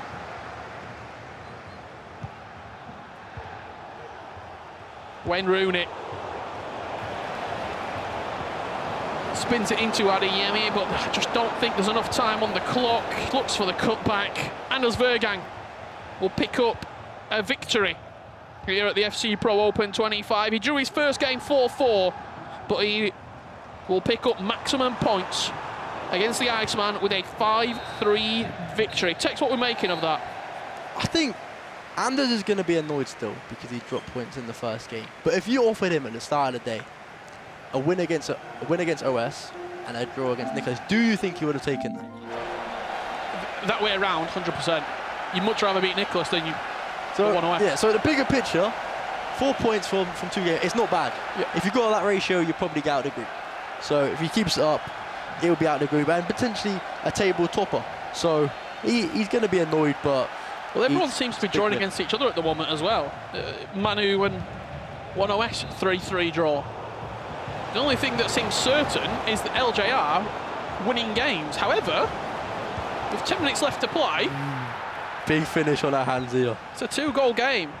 But, as I say that, gives the ball straight back. Drogba's in behind. A little bit of a mix-up at the back. LJR can't quite capitalise, and Abu Fouazi will throw his players forward again. Saliba standing across Adeyemi and just about keeps the pace demon away from him. I got a feeling this is going to be one of those groups that go down to the wire. There's a lot of draws at the minute. I mean, what we had, a 4-4, a 3-3. If we get a draw per round... I think, obviously, Nicholas is 0-2, and Abu Fouazi is probably about to go 0-2. So they're the two at the bottom. Where with Nicholas, you expect him to get something, you expect him to pull it back. And if he pulls it back, then obviously someone's got to drop. It's going to get tight, it's going to get tasty. I also think Nico is the sort of player that, say he went 1-4 today, he'd come back in January and win 5. 100%. He's done it before. Yeah. You've seen him at previous World Cups. He's down and out, and he just finds a way. So, and that's why he's one of the best of all time. So, you were obviously in that position last year where you had a poor week 1 and knew that week 2 you had to win. How does that mindset-wise work for you? It helps. You know that every single game is a must-win game. Because usually when you go into a group, you're like, yeah, I can win that one if I lose that one. If I can lose that, I'll win that. Maths. Yeah, you're playing sort of matchups as well. Yeah. It's like, okay, I'm playing He's this gonna guy beat him. first. So yeah. Where if you go into a clear picture, week 2, I have to win every game. You're more locked in. You just zone in to every single game you have, and it's just you versus the opponent. There's no more, I need him to win. It's just you. And it locked me in. I did way better week 2. So I'm going with the mindset into Group C, week 3, next Monday, where I'm just going to try and win every game and just try to batter all of my opponents. I've got some hard ones in there. We've had plenty of goals tonight, I've got to say. LJR's put 10 in, just on his own so far, and 5-3 seems to be the scoreline that everyone is liking. Abu Fouazi 3, Manu Bachore 5, Nicholas 3, Anders 5. LJR Peixoto looking to add another 5-3 onto the tally, and 8 more goals. I was wondering why you got such a big smile on your face. You invested in the right back, you invested. I did. LJR, just quick synopsis on him, Tex, 6 points so far. Is he the man to beat? Or is it still Anders? Man to beat, I think it's still Anders and Manu. They obviously, neither of them have lost the game yet. So, and LJR, he's playing good, he's playing dangerous, him getting the ball into Drogba, he's scoring goals, but I wouldn't say the man to beat right now. However, if he goes on to then beat one of Manu or Anders, then he could be the man to beat. And he's looking dangerous, so who knows? Well, it's a long road ahead. Coming up next, Manu Bachore versus the Iceman, Nicholas 99 FC. Do not go anywhere.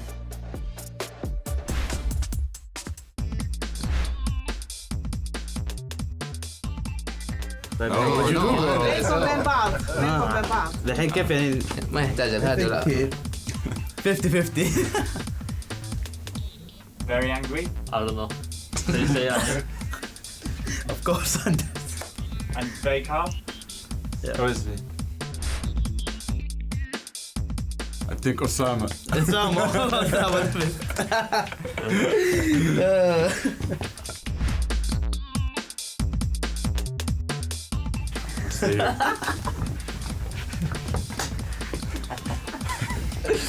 What's that? These are the favorites. Who's watching? Got that? We share the same position. Okay, we stay.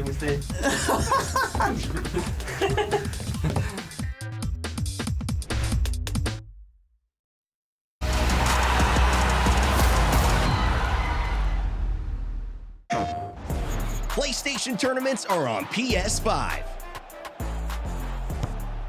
Featuring FC25. Challenge more players and find more ways to win. Get ready to compete on a global stage with new and exciting daily tournaments, all at the press of a button. So whether you're a seasoned competitor or just starting, come for the challenge and leave with glory and incredible prizes. It's time to join the competition. Sign up now on PS5. PlayStation.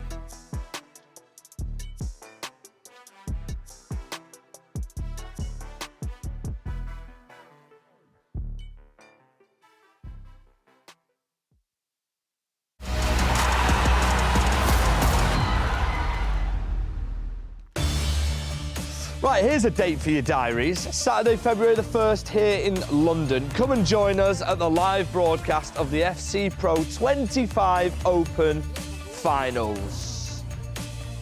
Scan the QR code to register and get yourself down here to see the best in the world compete.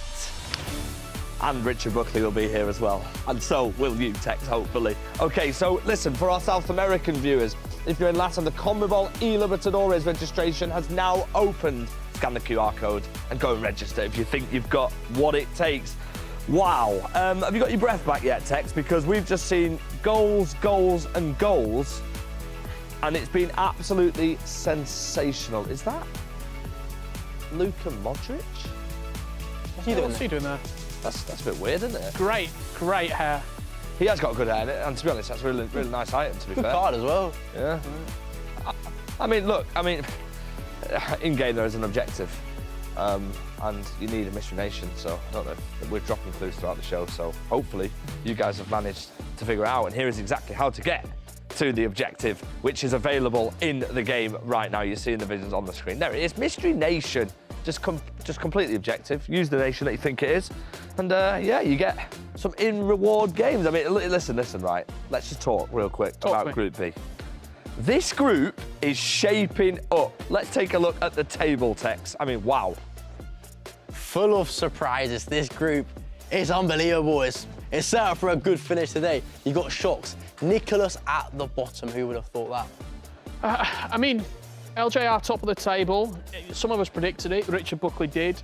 I think Anders and Manu was to be expected there as well. The surprise for me is the one-offs coming out, 2 draws against arguably the 2 best players here. And now he faces someone he knows very well in Abu Fawzi. If he gets a win, 5 points, the one-offs is one to speak about. I mean, let's talk about another game that's happening, which is absolutely huge. Manu Bashore against Nicholas. Nicholas, like we just said, is bottom of the table right now. There is another week to go with Tex. I mean, you've been in this position before. Sorry to bring up the past, but every week is the same. I have to get it in.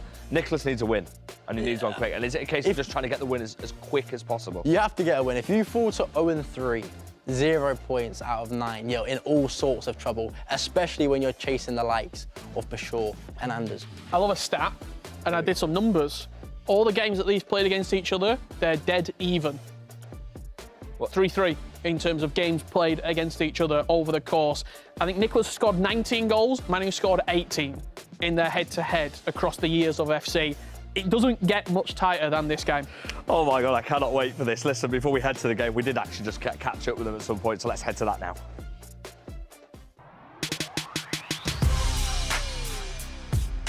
So Nico, I played him I think every year and in every World Championship as well, I believe. At the beginning I was beating him in 2022, I beat him in the World Championship. For me, at the start of my career, he always got the better of me.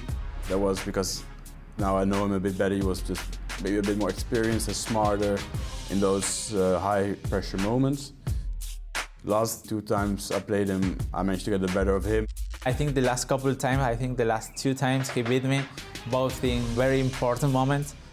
Always between us very close games. A lot of extra times needed and stuff like that. I think he's a very, very top player. He's a world champion, like a former world champion. He's different, I think, to anyone else because for him it's more the mental and tactical skill that sets him apart from other players, and I think that's really impressive because I don't think anyone else is really able to do it apart from him in that particular way. What I expect from him is always the highest level every time. We'll be excited to see what his level is, and it will be a tough battle.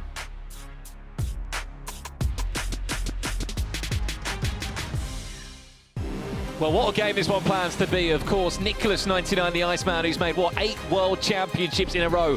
The difference is the man who sits on the opposite side of the stage has won a World Championship in Manu Bashore.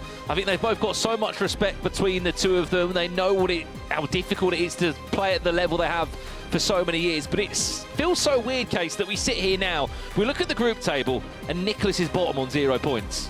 Yeah, it's a weird one, right? Because Nicholas is in contention for the argument that he could be a GOAT one day. And so to see him at the bottom of the group is very, very surprising. But it's important to note that there are plenty of more games to go. We have a whole nother week of games after this one concludes. And so he's definitely not out of it, but a very, very tough start for our guy Nicholas. Well, then here we go. 3 more matches underway. This is round 3 of the FC Pro Open in Group B.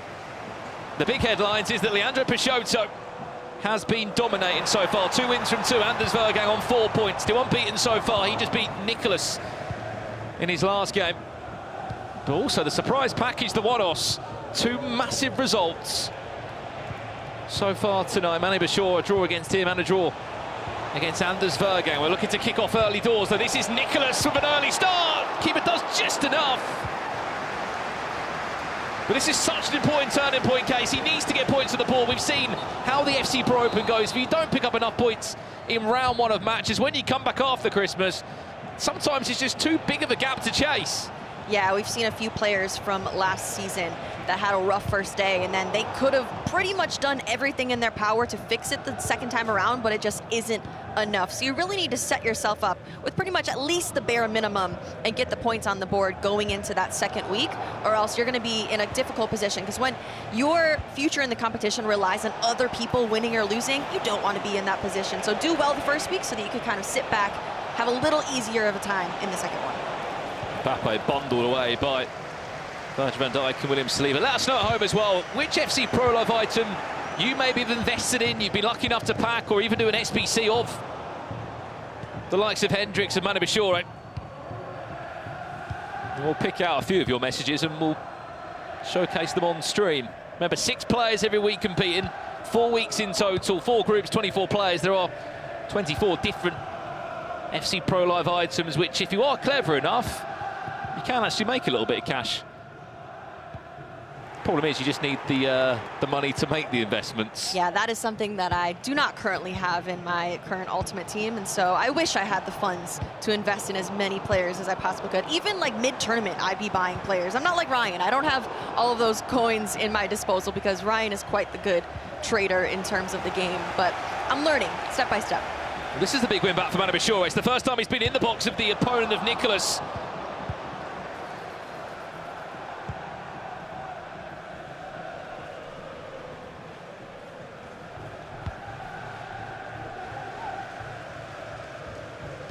One thing that I really do enjoy about Nicholas's gameplay is that he's constantly switching his tactics, switching his formation. He has so many different preset tactics set in the game, which really does a great job at confusing his opponent. I know that a lot of top pros in the scene, they never know what to really expect because he has so many different attacking styles in terms of formation. And so I am curious to see at the end of the stream if we're able to take a look at his tactics, because as we know, we get to see all of those at the end. But Nicholas, the Iceman, he is constantly switching, and so he's a very, very difficult opponent to go against because he's just very unpredictable. Great to see your suggestions coming in. So many people saying they've got behind Xavi Simons. I mean, you would. He's being controlled by the current FC Pro World Champion, which we can say, by the way, that Xavi Simons has had a +1 upgrade tonight already. We'll go from an 88 to an 89 because Anders has picked up 3 points. Remember, 3 points is a +1 on the overall stat. 6 points will be a skill move all week for upgrade, and then as they continue to get more points, 10 points, 16 points, or even become champion of the FC Pro Open, there are so many more upgrades that could happen on these special FC Pro Live items. Well, it's not the only game taking place, this one. Leandro Peixoto takes on Anders Vergang. Leandro Peixoto looking to go 9 points from 9. We said watch out for him. What start he's having. What a fantastic start is right. We saw him absolutely speed through the qualification process and only lose that 1 game to Paulo Neto. But what a fantastic start for him to come in with this type of confidence. I know he has his brother by his side this time around, that I'm sure that they have been back home running friendlies, preparing for such an important tournament. But yeah, I've been really, really impressed. He just seems like such a confident player, which in past tournaments, I think this is the best we've seen him, to be honest. He's got quite a good sparring partner as well in Fuma, 4-time French League 1 champion. They're teammates this year in that virtual league. A game that we haven't spoken too much about yet is the All-Saudi affair. 2 teammates from Twisted Minds who unfortunately both found themselves in the same group. Here's a big chance now, which will go for a corner. This is Manu Bashore trying to make the most here. Virgil van Dijk, you know where that one's going to end up. Normally in the back of the net. That time it ricochets off the post. If we can check into Abu Fazi against the Wanos, I'm sure there'll be a few Saudi Arabian fans tuning in wondering what is going on in that game. Well, there's nothing really to call about it so far. This is live 20 minutes in. How impressed have you been from the Wanos tonight? Man, I think that he has surpassed people's expectations. He's not really a name that we heard a lot going into this one, which I think we should have. He went up against quite possibly 2 of the best players in this group and came out with very, very good results. We might see an opportunity there. Courtois is already in the goal. But no, for the Wanos, it's interesting. I'm curious how this one's going to go, because in his interview in the qualification stage, he wasn't excited about Abu Fazi, his teammate, going into the same group as him. So I'm not sure if that will affect him in his play right here. Shot comes in. I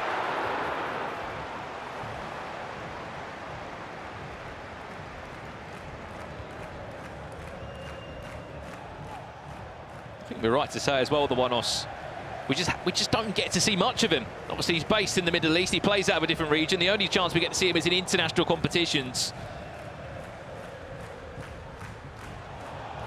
We did see him last year, but he was grouped. 12 months on, he's done enough to qualify himself back in the FC Pro Open again, and he has been playing superbly well in the competition. Abu Fazi as well, without a win. For those asking if a Benzema has been upgraded, it hasn't been upgraded, but he is the man controlling him, defending this attack coming in from the one. There's Mbappe, tries to shift it onto his right boot for a finesse into the top corner.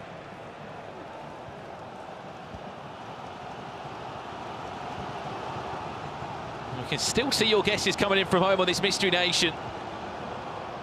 So weird seeing Luka Modric just pop up like that. Yeah, I mean, great player. One of the best midfielders of all time. He's not in any of the teams tonight, so I don't know why he popped up. Yeah, that's a weird one.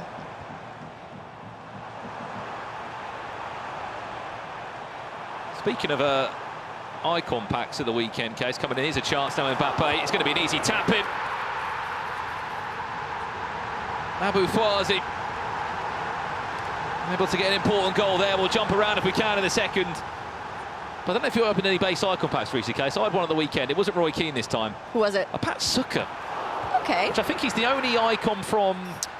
what country What nation is it? There's one nation... I can't remember, but yeah, no, he's fantastic. I mean, he didn't come in my team, Case. I'll say I put Strapnick into another SBC. I can't lie.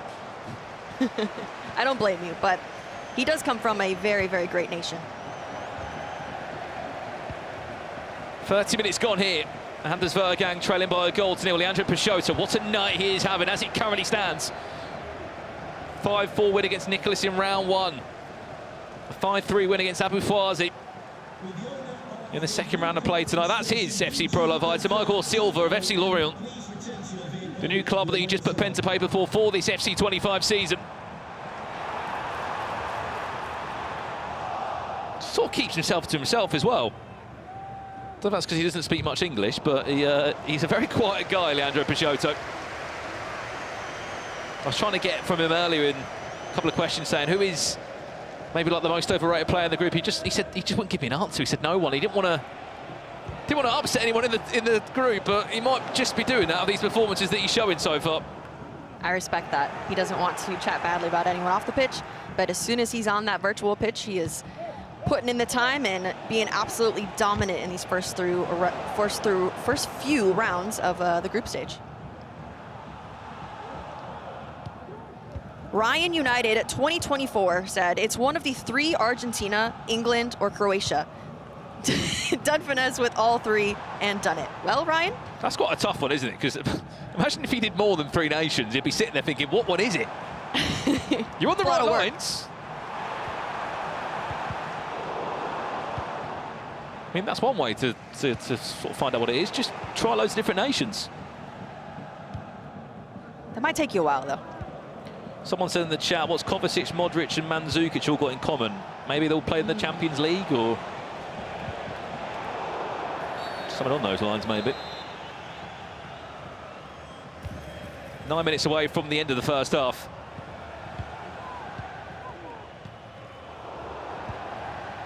Anders still knocking on the door. Can he find a way through? No, he can't. Could be a massive chance to counter-attack. Heung-min Son. Be careful of him cutting back inside and offering you a finesse. How impressed have you been as well, Case, with the likes of Virgil van Dijk, William Saliba? They've been in so many teams, haven't they? Yeah, I think it's kind of a no-brainer to have them on your team, also pairing them with Theo on the left. I think that if you are not having them on your team, you're going to be at a disadvantage. It's their play styles that are just so important, which actually, question for the chat. We could potentially do a poll if we have this opportunity, but what is your preferred play style for your center back? Is it anticipate plus or aerial plus? If you only had to choose one, anticipate plus or aerial plus. Let me know what you think. We have the battle between Virgil van Dijk's aerial, Saliba, and potentially Rio's anticipate plus, but let me know which one you think is the better play style. I think what we see as well a lot of the time, Case, is just the balance of the two, isn't it? How they both come into play, maybe from a corner or, as you said, intercepting play. I love someone in the chat came off the back of that question about what does the Kovacic, Modric and Mandzukic all have in common. Someone went, they all played in the 2018 World Cup. he's really been researching. Long ball forward. Where on earth is that one going? Half-time there. Only a goal between the two. Let's jump back across. This has been 0-0 for over 45 in-game minutes. This is on our main featured pod here in London. Nothing really to cheer about. It's been the quietest of games we've seen so far tonight. seems like the competition has slowed down a little bit this round, Brandon. I feel like the first 2 rounds it was goals galore, but maybe fatigue is setting in. Games are more even across the board, and every goal is going to count at this point for sure.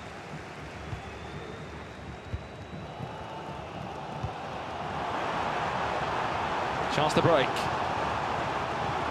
Bonded off the ball again, Teo Hernandez. Every single player, he is the left back of choice.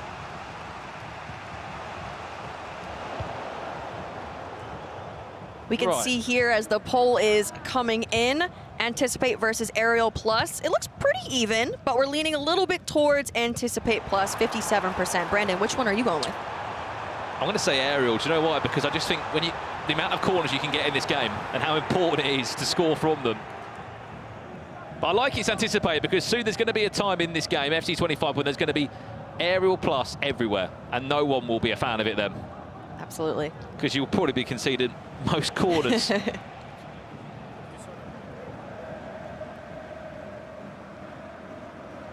Keep those predictions coming in for that Mystery Nation tonight. Again, you can complete some objectives live in the Ultimate Team menus.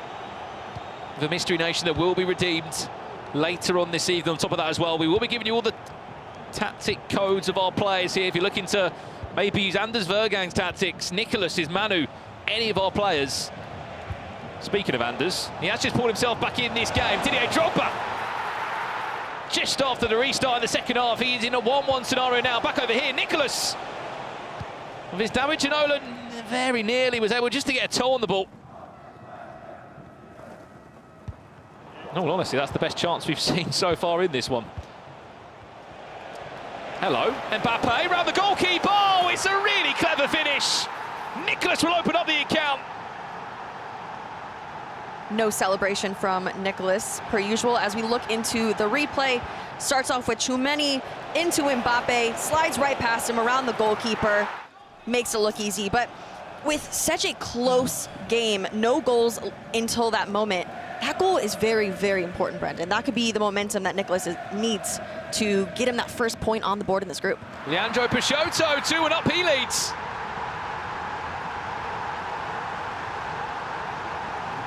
You just see his brother over his shoulder, Diogo.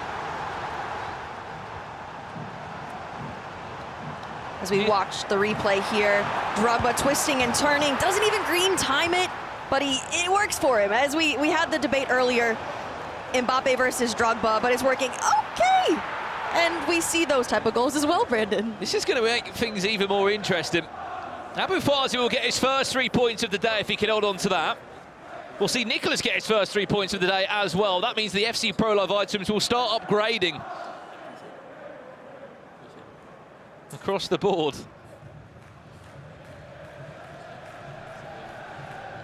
Be a massive result as well. Back to Nicholas. In case you didn't know, it's a 9 million coin budget for our players here tonight. They had to use one Centurion icon. That's why you are seeing that 90 rated Wayne Rooney popping into some of those teams.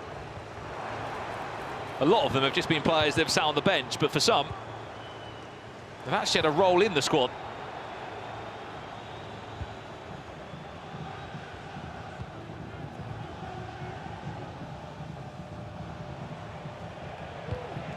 Lots of time left here in this game, Nicholas versus Manu Bashor.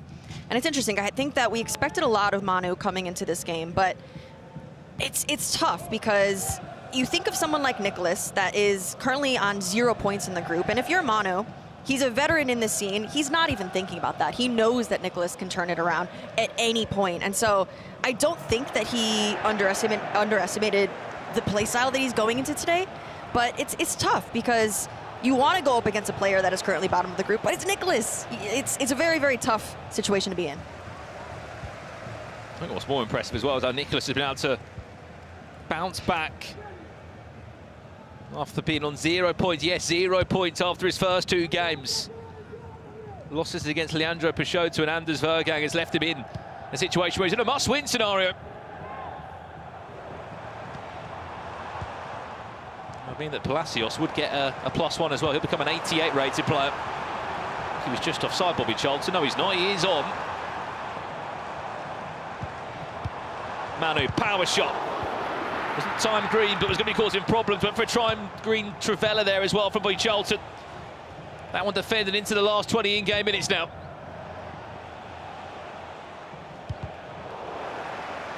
And after this one, 2 more heavy rounds, but the big one tonight, round 5. Anders against Manu Bashir will be a blockbuster of a game, which might mean so much with how this group is starting to unfold. Ousmane Dembele, can he find the car back, Manu?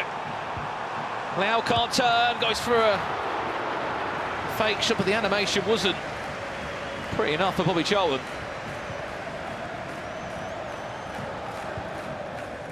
We have a message from Tonka. He says, what takeaway is Tex going to buy you, Brandon? Well, I said to Tex at the start of the show that Leandro Peixoto would top the group, and I actually said a milkshake and a cookie dough. I've already had dinner tonight. I don't want another takeaway. I said to Tex, you can have whatever takeaway you want, because I knew that he wasn't going to win. So, yeah, I'll think about my order now, if that's all right. There we go. Is there ever too much takeaway? I don't think so. Great question, though. We do see you in the Twitch chat, and we try and get you involved as much as possible in those shows. Here we go. Free kick. If you get these right, they can be incredible. Bruno Fernandes is over it. Goes for the curl and just about gets tipped over the bar by the goalkeeper. Virgil van Dijk on Virgil van Dijk. Right, let's see how this battle commences. Goes deep towards the back post. Leandro is there, wins another corner.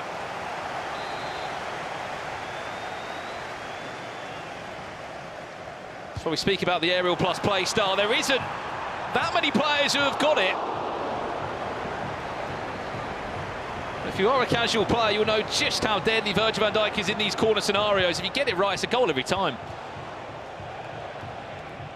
That's the thing. Even if you're playing at the top level, or if you're a 6-win warrior, like a few people that I know, you should be using Virgil van Dijk because his corners are just so important to the game. Even if you are, quote-unquote, a casual at the game, I think that you need to add it into your gameplay. You don't have to be a pro to add in some of these small things to your gameplay, and I think it could really go a long way.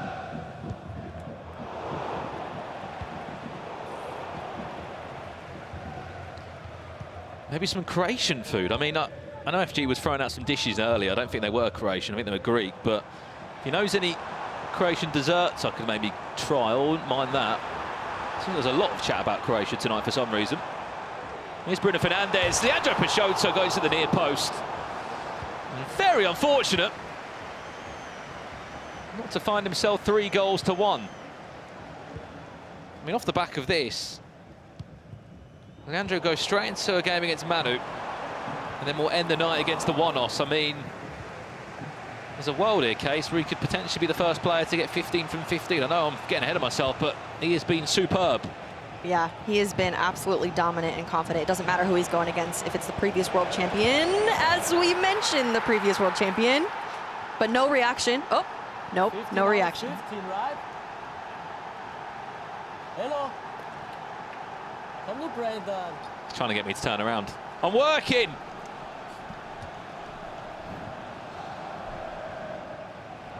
Well, let's see the goal again. He clearly earned me. He is everything, this kid. He wants to stop him getting maximum points. And yep, that shush was directed straight at me. Didn't turn around this time though, mate. Back underway here, 1-0. Nicolas still in the lead, 8 minutes away from his first 3 points in this group. Manu might have other ideas, trying to switch and open up the play.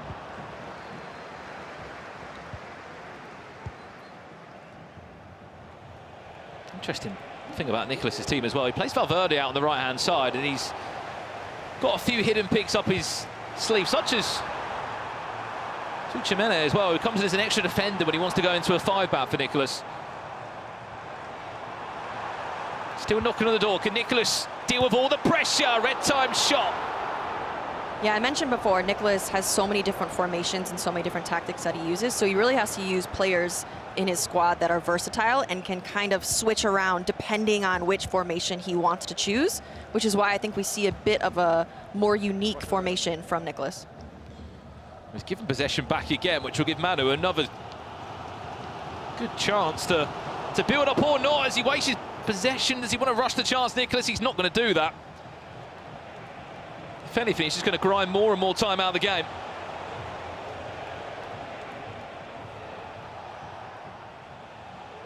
Dispossessed. Update over here. Where's the goal gone? Abu Fawzi. Looks like he's 3 goals to the good. The one-off still without a win, but Abu Fawzi's got his first 3 points on the board. That he does, and that could give him the, the motivation to continue moving forward. Like I said before, the one-offs did not want to play his friend. He did not want to play his teammate. So I questioned, will that affect how he goes into this game? Because we have seen a very strong one-offs in the first 2 rounds, and it's looking like that is the case. Because you never want to go up against someone that you potentially train with, that you really respect. It's a tough situation to be in. It's bittersweet. What a ball. Chance for Anders. What a save. Anders up. Quick corner comes in. Virgil van Dijk. 3 goals to 2. And that will be another upgrade on the item of Xavi Simons. It'll be 7 points in total. And I can assure you his price is probably going to keep rising. I think he enjoyed that one. He did. As you see the replay come in, green-timed header from the one and only, no surprise there, Virgil van Dijk. As Anders, I think, had another message for you there, Brandon. 3-0 update over here, the Wanos. Has got a goal back, 7 minutes left, don't count him out. And in time of 2 minutes here, Manu. Smash and grab potentially! Finesse! To snatch Nicholas! From an extra 2 points, he will still not have his first win! As we look at the replay coming in here, it starts off with Teo into Rieten, twisting and turning across the goal, 91st minute. I mean, that was necessary for Manu, but heartbreaking for Nicholas as he was looking to get his first 3 points in the group stage. Well, a little tease of the tactic code, which will be coming at the end of the stream today from all of our 6 players.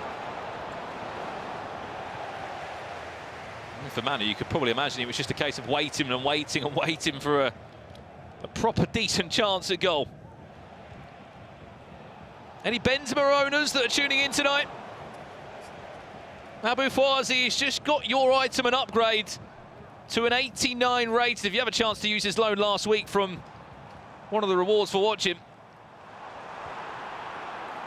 it will be a nice little upgrade for any of those holders. It might affect his price a little bit. There still is more upgrades that could happen. Still 2 more rounds to come tonight.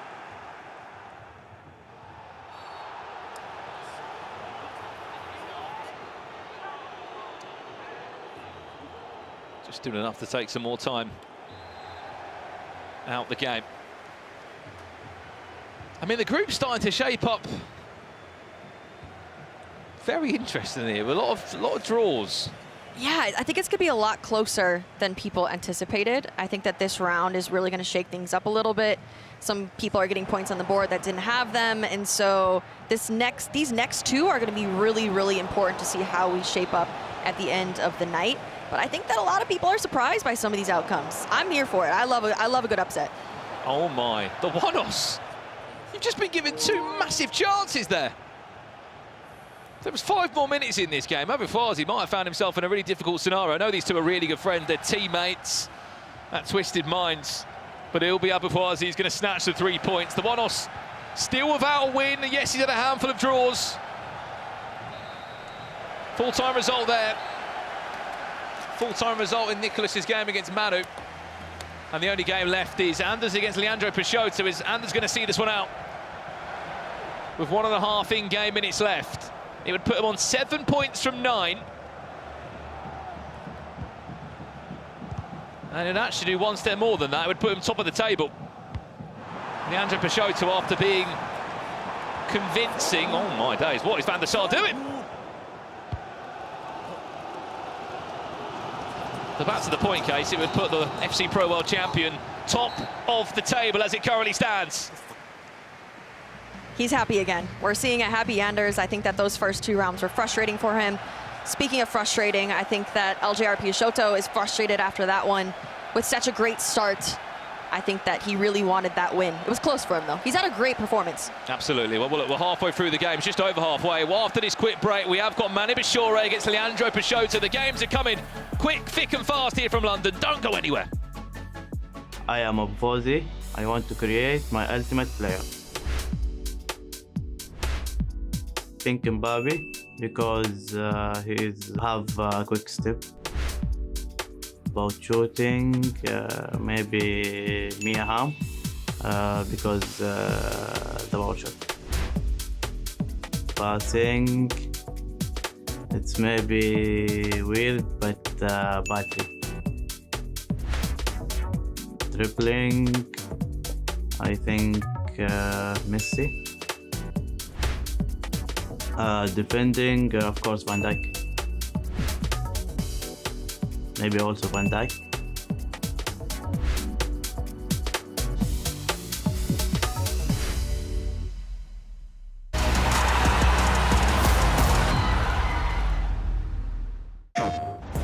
PlayStation tournaments are on PS5. Featuring FC 25. Challenge more players and find more ways to win. Get ready to compete on a global stage with new and exciting daily tournaments, all at the press of a button.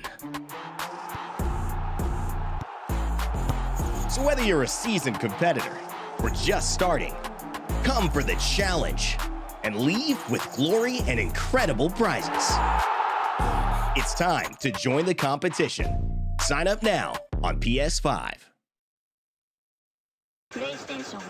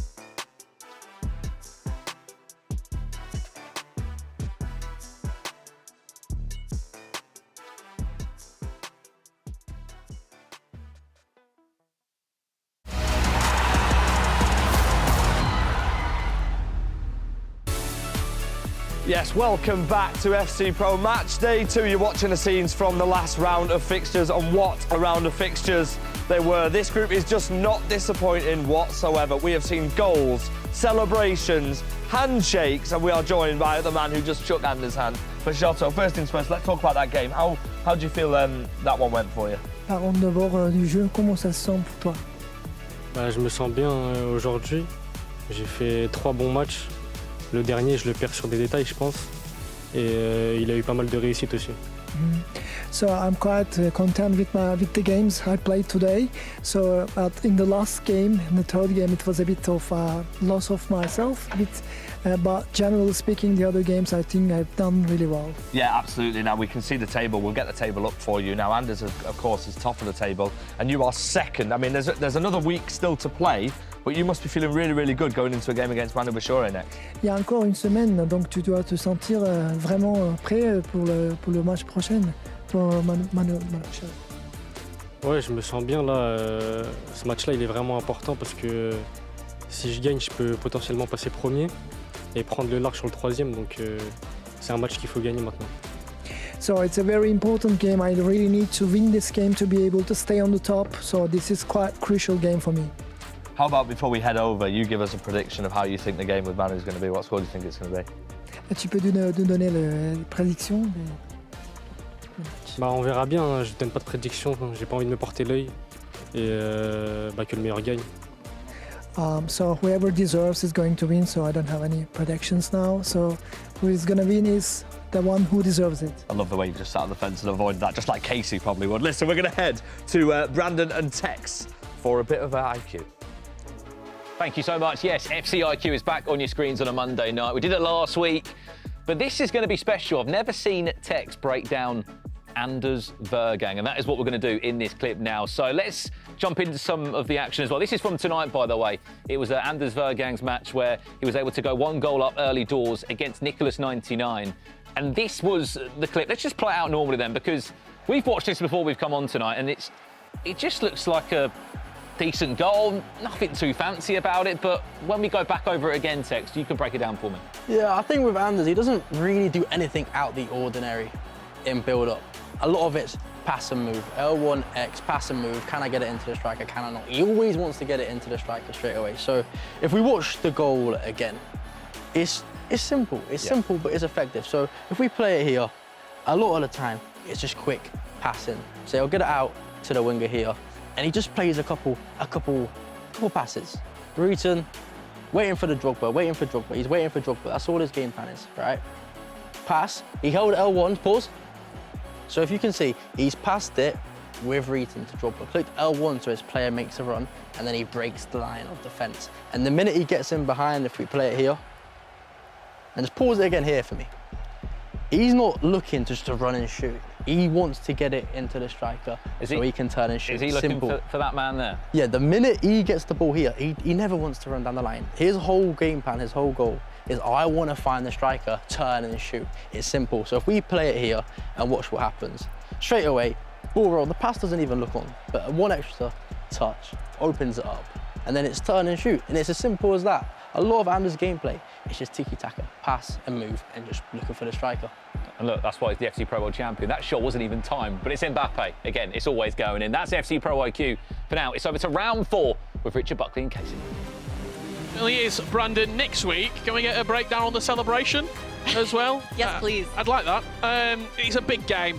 It's a big round. It's round 4 of the FC Pro Open. And if you're wanting to improve at home as well, stay tuned, because at the end of the show, we're going to be giving away all 6 players' codes. Yes, you heard that right. Anders, if you want to play like him.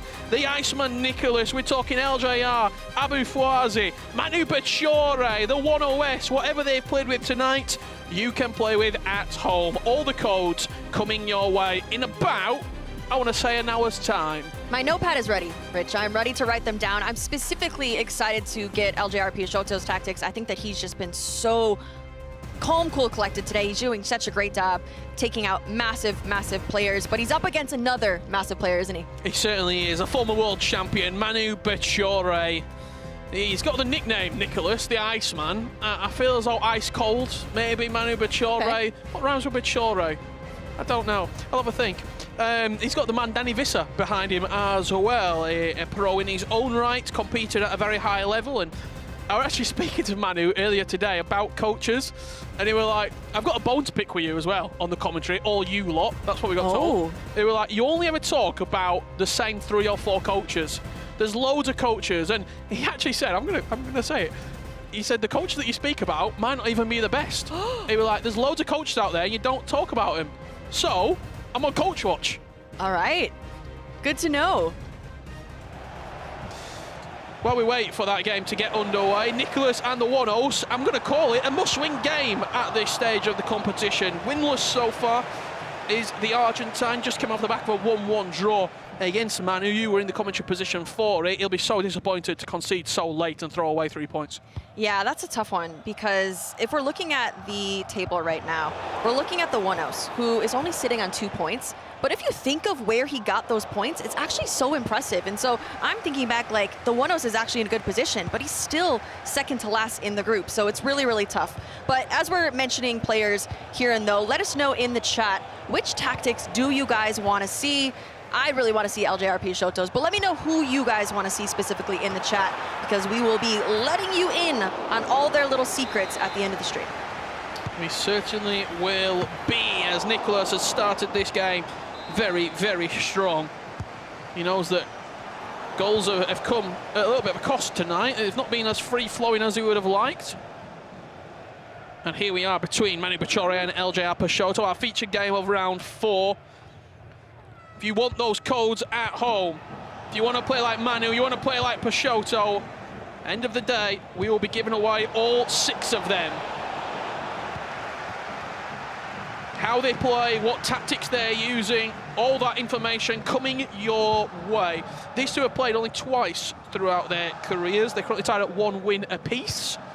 The last time they played, it was a 7-1 victory to Manu.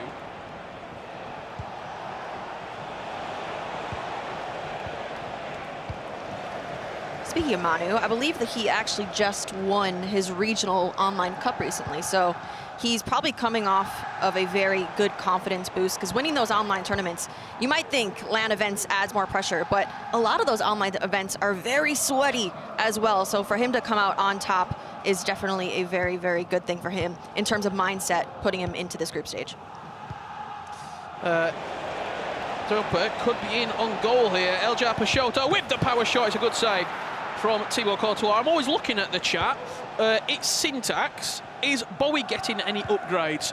Next week, come back and you can find out if Yuval has got any of those upgrades for the right fullback. You sit on the fence a lot, but I know you did that SBC. I did. So deep down, I do all the a few SBCs upgrades? though. No, of course. I want every single one of my items that I currently have in my club to get an upgrade. But I did do both his and Manu's SBC, so we're not playing any favorites there. I actually did Hendrix as well. Did you? I think Manu's going to do very, very well. Just have a look what's happening here. Saliba goes into the book. It could be a pet. No? It's interesting though, Rich. Last year, I was kicking myself because I think there were 2 SBCs that I didn't do. Van der Boomen. Yes, I was so upset because obviously they run out, they're on a timer, and I couldn't go and do it. And so I was not a happy woman after not completing it. Because sometimes you want to invest your fodder into that? Do you want to put those items that you don't necessarily need in your club? Some of them are high rated, and I chose not to do it. That was the wrong choice. One-way traffic so far. If you are wondering about Anders Vergang, I've just looked over my left shoulder. His game not quite kicked off yet. We'll bring you the updates from that one as and when we get them. 15 minutes gone in this matchup so far. Nothing to write home about. LJR Peixoto maybe should be 1-0 up with that early chance. Manu with a good step out the back. Aggressive defending, and will fly forward with Ousmane Dembele. We broke down at the start of the day during the draft show. Didn't really know why he wanted Dembele. He just packed his inform and thought, you know what, I fancy using Dembele in my team. What on earth is happening at the back? Thibaut Courtois, I think that is, once again, playing volleyball. We're going to watch it back, but I'm not sure I really want to. It actually wasn't Courtois, it was Van der Sar. You spend 800k on a keeper and he punches it to your attacker.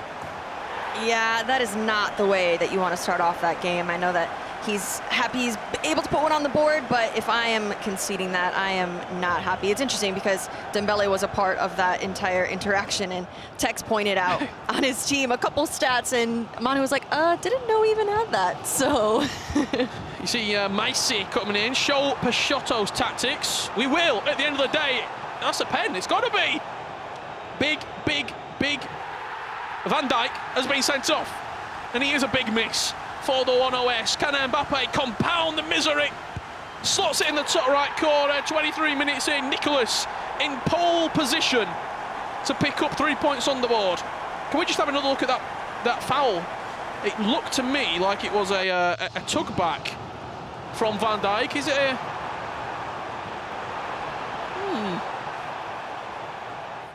And he is a big miss.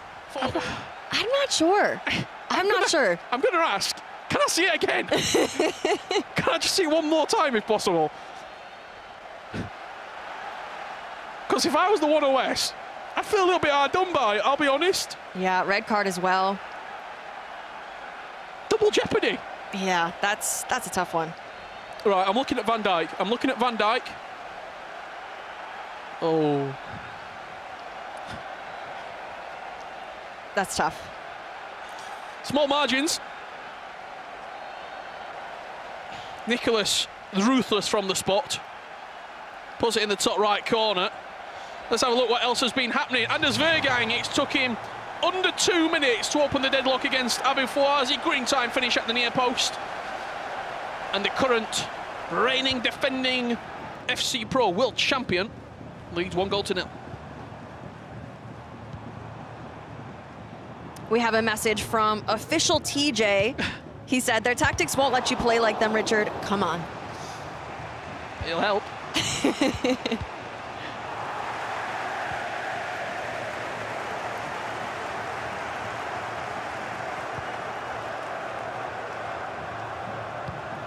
We can see here on the screen, we have the as it stands standings. Another green time finish from Manu Bashor with Mbappe. Puts him up 2-0 versus LJR Peixoto.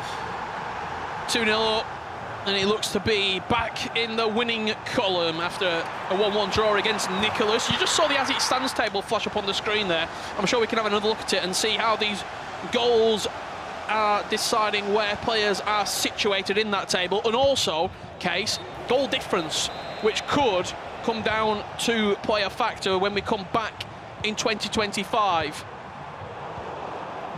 With it being so tight. Every goal counts. I'm getting teased by the table.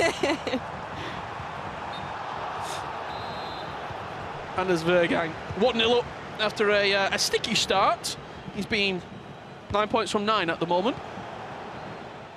Let's have a look what else is happening. This was to be expected, I'll be completely honest, down to 10 men.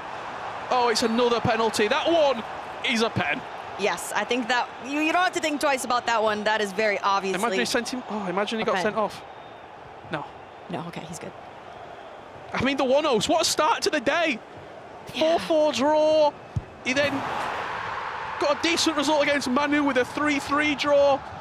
And he could find himself at the bottom of the table. That's what I'm saying. Like, first 2 rounds, I was so impressed with those outcomes because you go into them not expecting to get any points potentially, but he stayed strong, especially coming back after being down 3-0. He was able to bring it back again. As we see, finally, the as it stands Group B groups, and Anders is up top with 10, Manu at 8.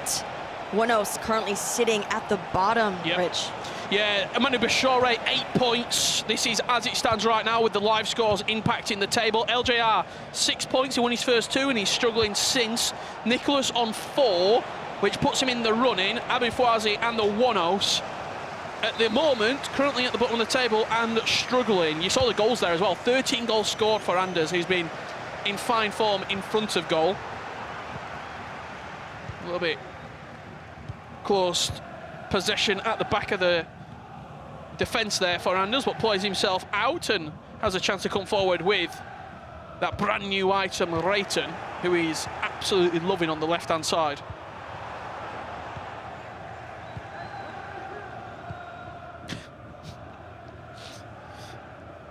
Did I hear a giggle over there?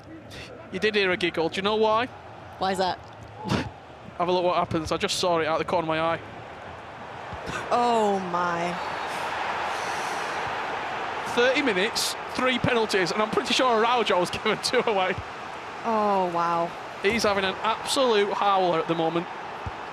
Just as you saw the bottom right corner, a game that is a little bit more highly contested, because Abu Fawzi is celebrating with Van Dijk. I'm going to go out on a limb and say he's whipped the ball in from a corner. Van Dijk's nods it in at the front post and found himself back in the game. Is that what happened? It certainly is. Great guess, Richard. I mean, if you're going to guess on anything in this game, that is the thing to guess on for sure. But going back to the 1-0, do you think it's a head loss situation? Because conceding 3 penalties in that matter, I mean, it's not ideal. Yeah, I don't know what's happening to him. He's really struggling at the moment. Eljar Peixoto, power shot from Drogba. Courtois spills it out to his left-hand side. The precision on that power shot, it was more, I want to get this on target rather than try and really fire it into a corner. Manu Bashar has silenced a lot of what Peixoto has done so far, leading 2-0 as we approach half-time. Will Palacios get upgrades? He certainly will, because Nicholas is on his way to going over that 3-point threshold and giving Palacios a +1 overall upgrade, my friend. Josh Binns, Richard, why don't you ask Brandon for his commentator code? Can't even see him. As we have a replay here in the Anders versus Abu Fawzi game, it is Anders on the ball with Mbappe twisting and turning. Green timed, puts him up 2-1 versus Abu Fawzi. As you can see, the beautiful arena that we're playing in at the moment. Nicholas coming forward with Kylian Mbappe, a little 1-2 with Kevin De Bruyne. It's looking really, really easy at the moment for Nico, and I'll be completely honest, is this the game that he needed? It is.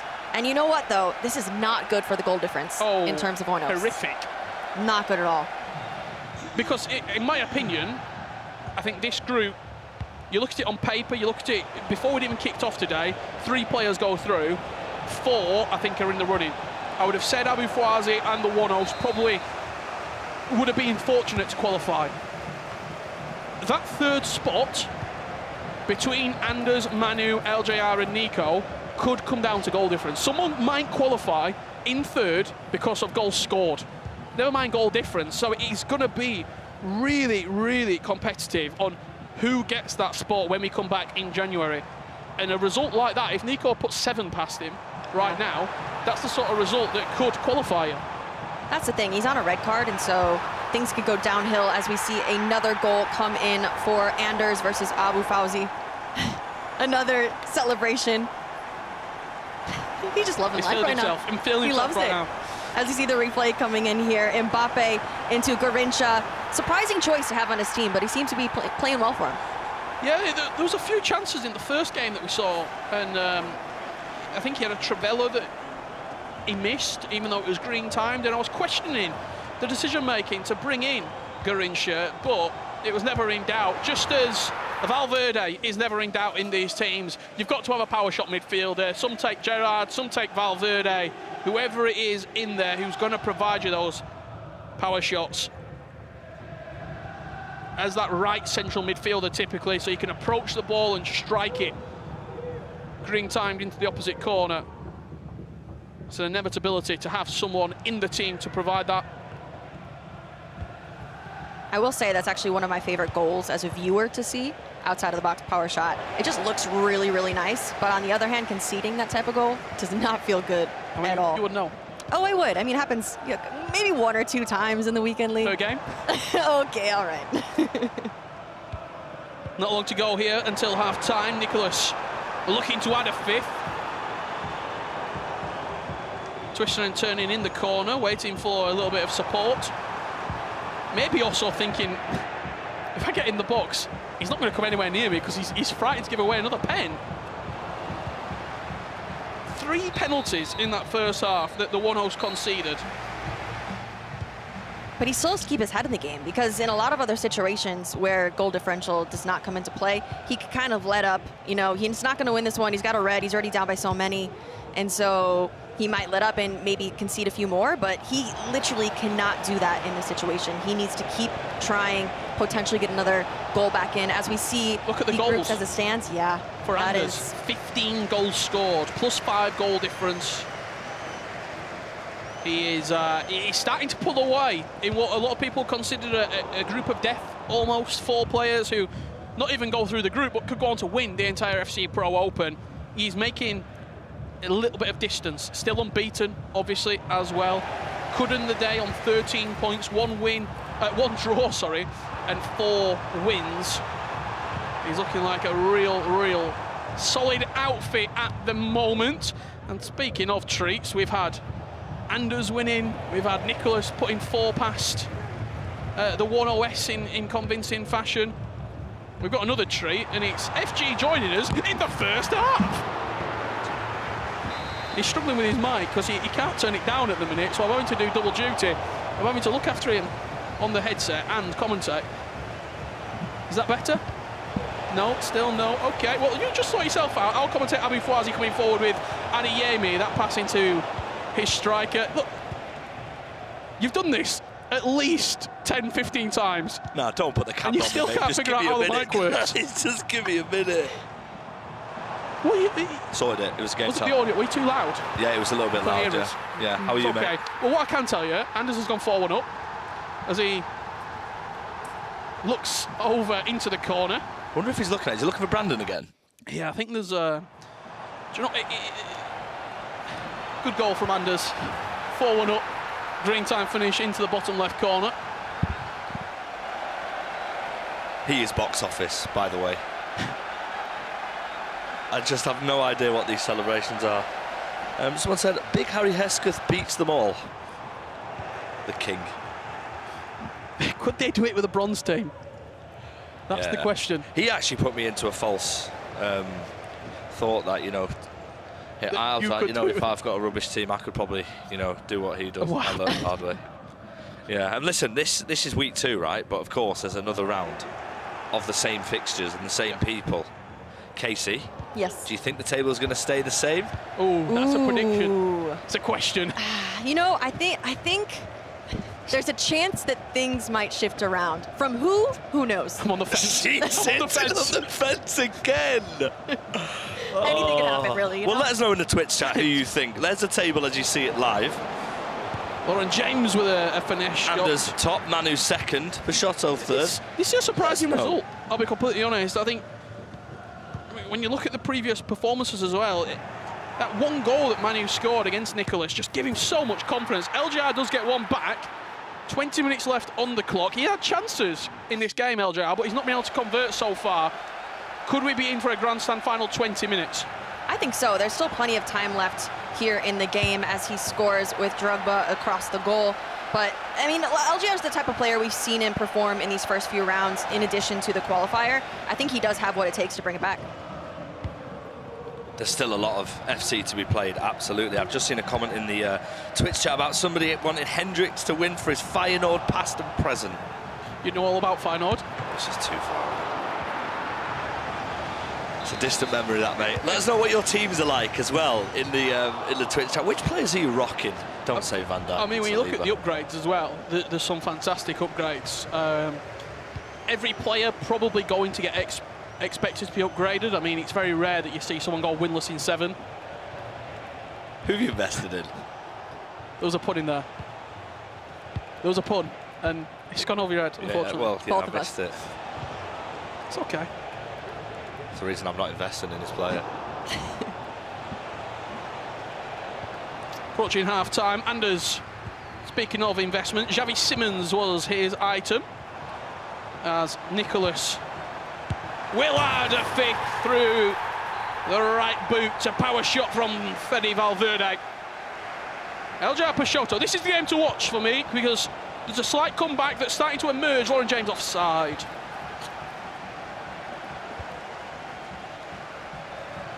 Looking at the Twitch chat, someone's using Hero Tevez.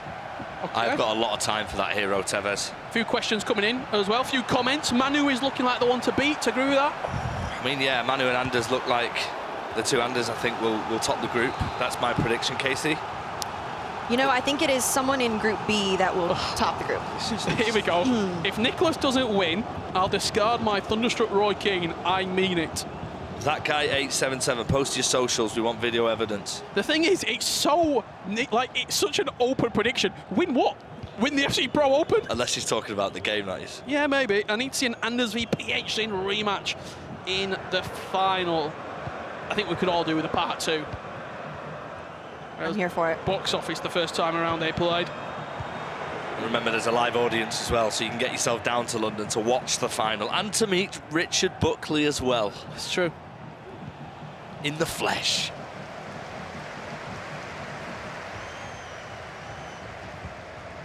Was it a bad idea to put all my squad in the Vinny Player of the Month, SBC? Ooh. I mean, look. His whole squad. If you're going to have a one-man team, Player of the Month, Vinny.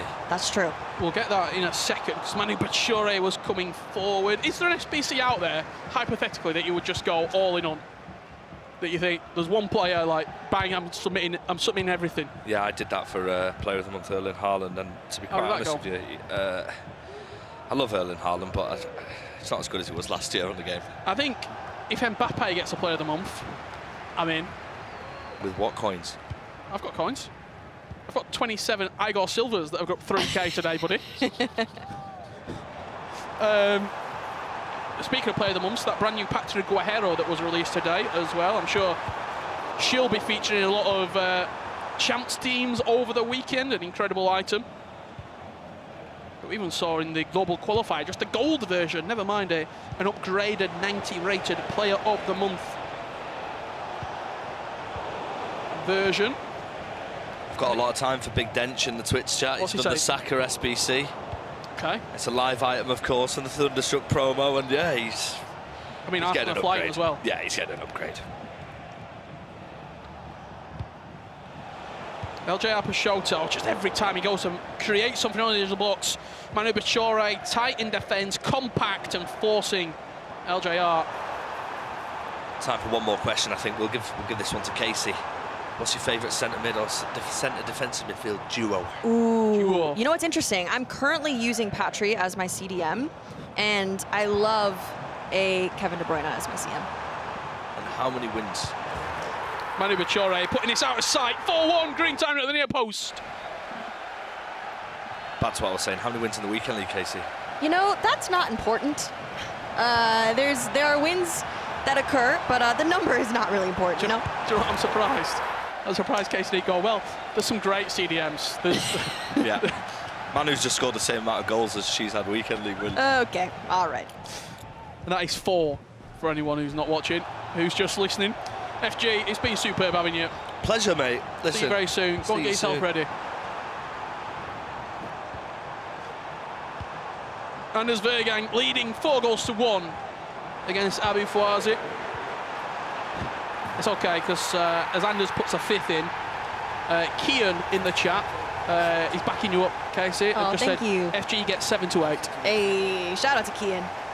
Shout out to the supporters. Anders Vergang got plenty of support at home. And he's doing it for all those Xavi Simons owners as well, and investors. You would have to imagine he is on the rise. Manu Bachure putting another 3 points by his name, and will add not a 5th goal. LJR Peixoto, is there a little bit of a slip happening? I mean, did lose the last game against Anders 3-2. Now he's taking on Manu and losing quite convincingly. Is there something to worry about here, Case? I mean, it's tough. You go up against Anders, and he gave him a good game, but he wasn't able to come out on top. Then to go against another previous world champion, Manu Bachure, to go back-to-back is just a very tough situation, and I think that loss to Anders maybe got into his head. Not too sure. Big win for Manu Bachure. Beating his closest competition when he looks down the table as well at LJR Peixoto, creating distance, creating space between him and the chasing pack. Only Anders is above him. He's got 3 more players below him fighting tooth and nail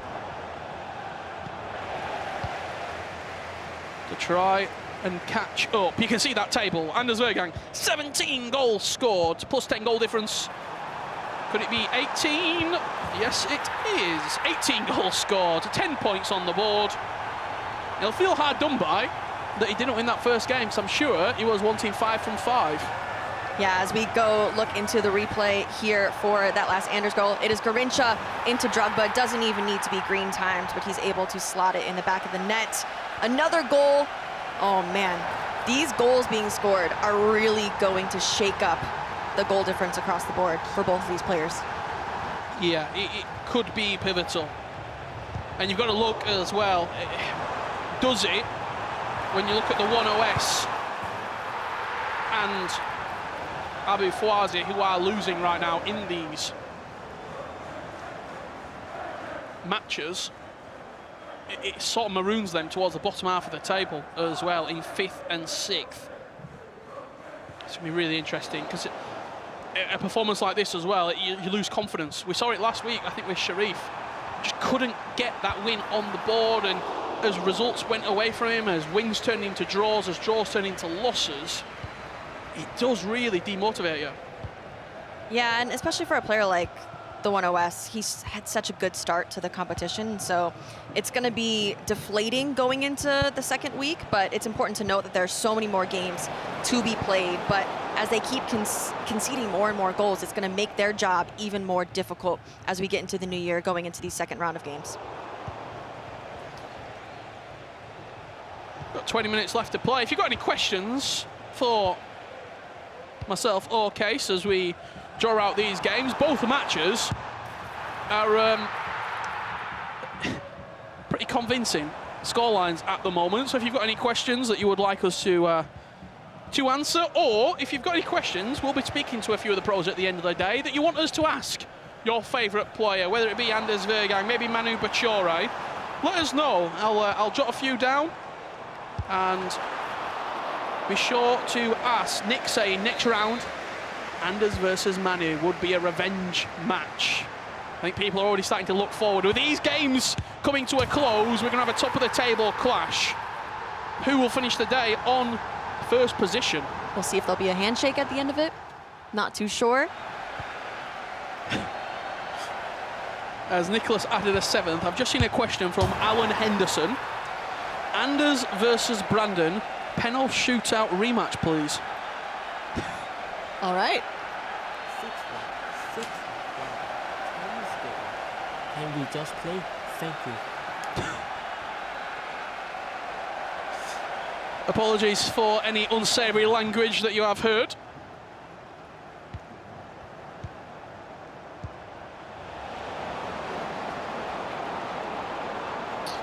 Are the games after this one? There is, DeMarco. We've got an unbelievable game coming your way. Manu Bachore versus Anders Vergang will be on the main stage, kicking off when we get back from the break. It's going to be unbelievable.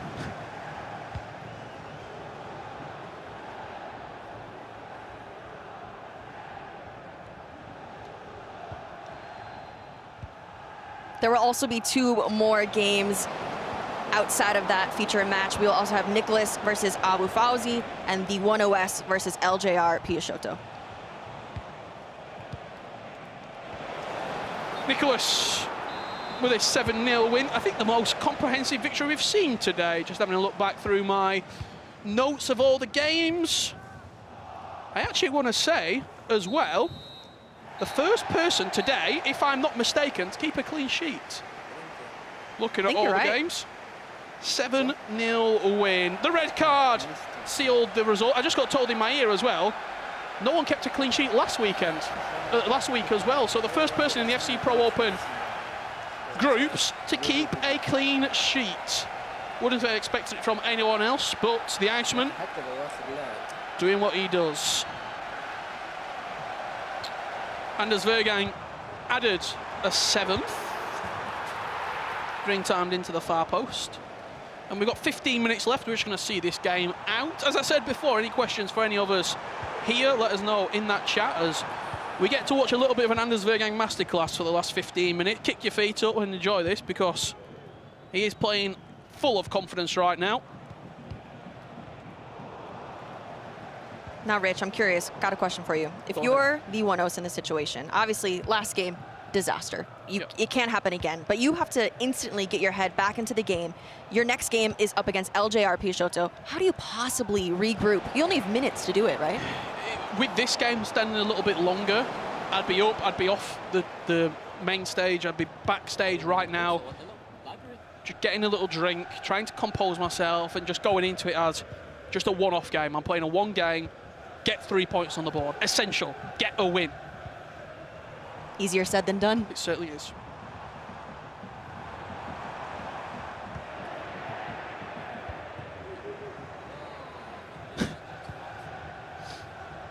A lot of people asking for Anders' tactics. They'll be coming at the end of the day, don't you worry. Anders' tactics will be revealed after round 5 has completed. So if you want to play like the world champion, well, we're going to give you all the tools to do it.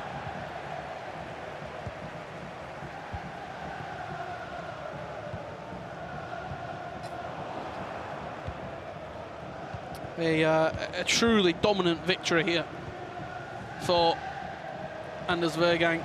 Habib Fouazi's just not really been able to get anything going today. He beat the One-Os 3-1, but other than that, he has struggled in these matches. You can see the table as it stands at the moment. That's a red card.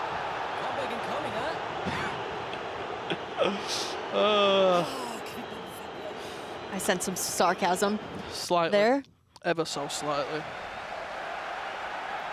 Now, it's interesting, though, because he had a dominant performance in this game, but his next one is up against Manu. He's going to have to turn it around and hopefully get a different mindset, because this next one is going to be nowhere near as easy. Well, it's been switched off since probably, what, 45, 60 minutes into this game. He's just been coasting through the rest of the match, so having to get yourself back in the zone, because Manu is really, really determined to win. And also, Manu would go top of the table if he was to win that game. So I think there is going to be... you can see Manu just there. He's waiting. He's actually in the booth at the moment. Hello, Manu. He's waiting. He's getting this game underway very shortly indeed, as we're all waiting at the moment for Anders to finish in this matchup versus Abu Fouazi. Just stick this in the top corner. Handshake, over it, shoots. Oh, the bar. Close. That'd have been nice. Wasn't meant to be. Wasn't meant to be. Would have been cool if you called it, though.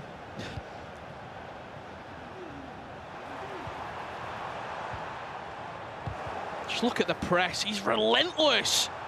He's Anders Vergang. A lot of players in this situation sit back and they just play the game out. They'll keep possession for a little bit.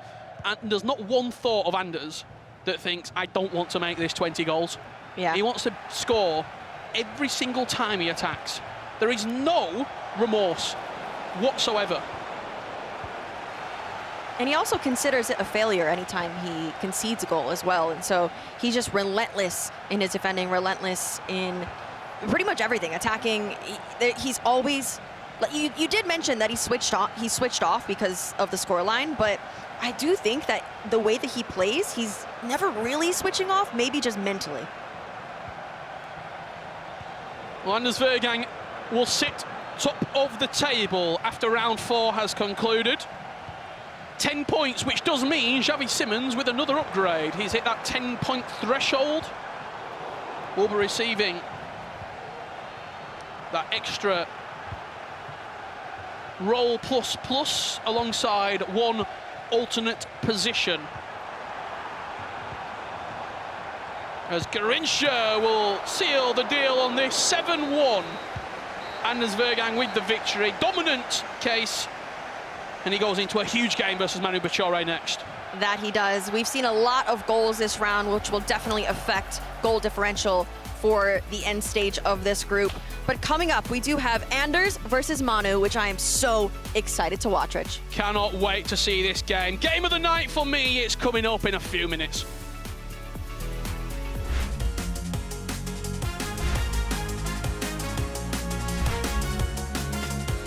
La meilleure équipe sur Rush, au cage, je mettrais Thibaut Courtois, parce que pour moi, c'est le meilleur gardien du jeu.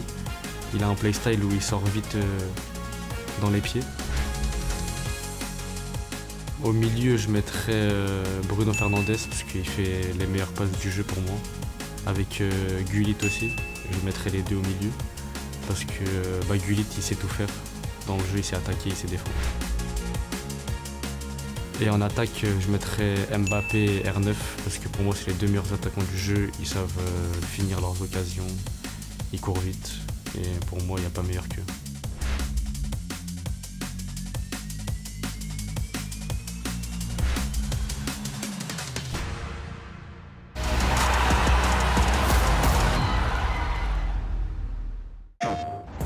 PlayStation tournaments are on PS5.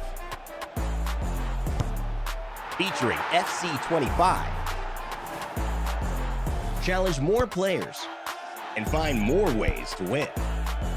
Get ready to compete on a global stage with new and exciting daily tournaments, all at the press of a button. So whether you're a seasoned competitor or just starting, come for the challenge and leave with glory and incredible prizes. It's time to join the competition. Sign up now on PS5. PlayStation.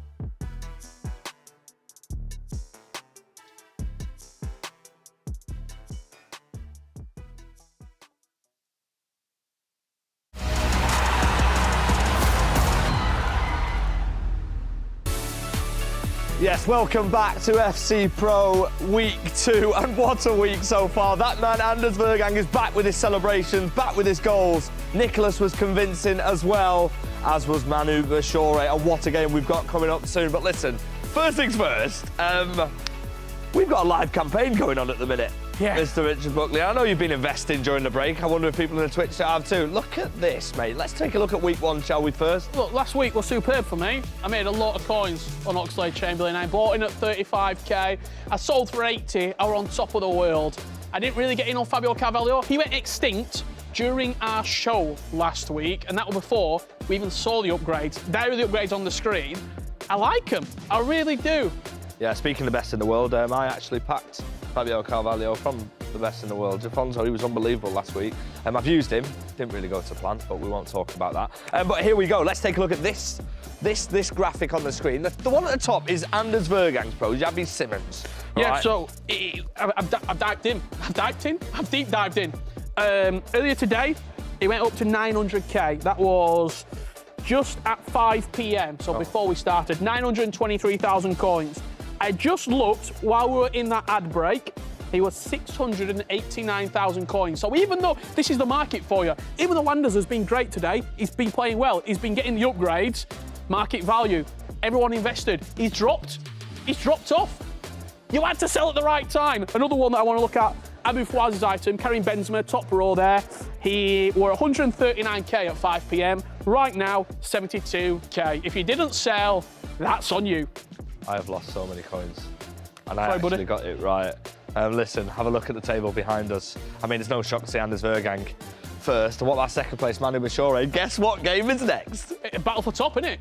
It's a battle for top. If Manu wins, he goes to 11 points. He finishes top of the table. Anders wins, he puts distance between the rest of the pack and that bottom of the table as well. Both players from Twisted Minds, they're ranked 25th and 24th respectively. A win is absolutely essential. Listen, right, hang on. This game, Anders Vergang against Manu Bashore. Prediction? No, I need a prediction from you, mate. I can't predict this because, you know what, it's like picking between your mum and dad. I love them both. They're absolutely class, both of them. Yeah, Manu Bashore and Anders, brilliant, both brilliant. I'm going to sit on the fence for this one, probably like Casey will. I'm not. I'm going to give you a prediction.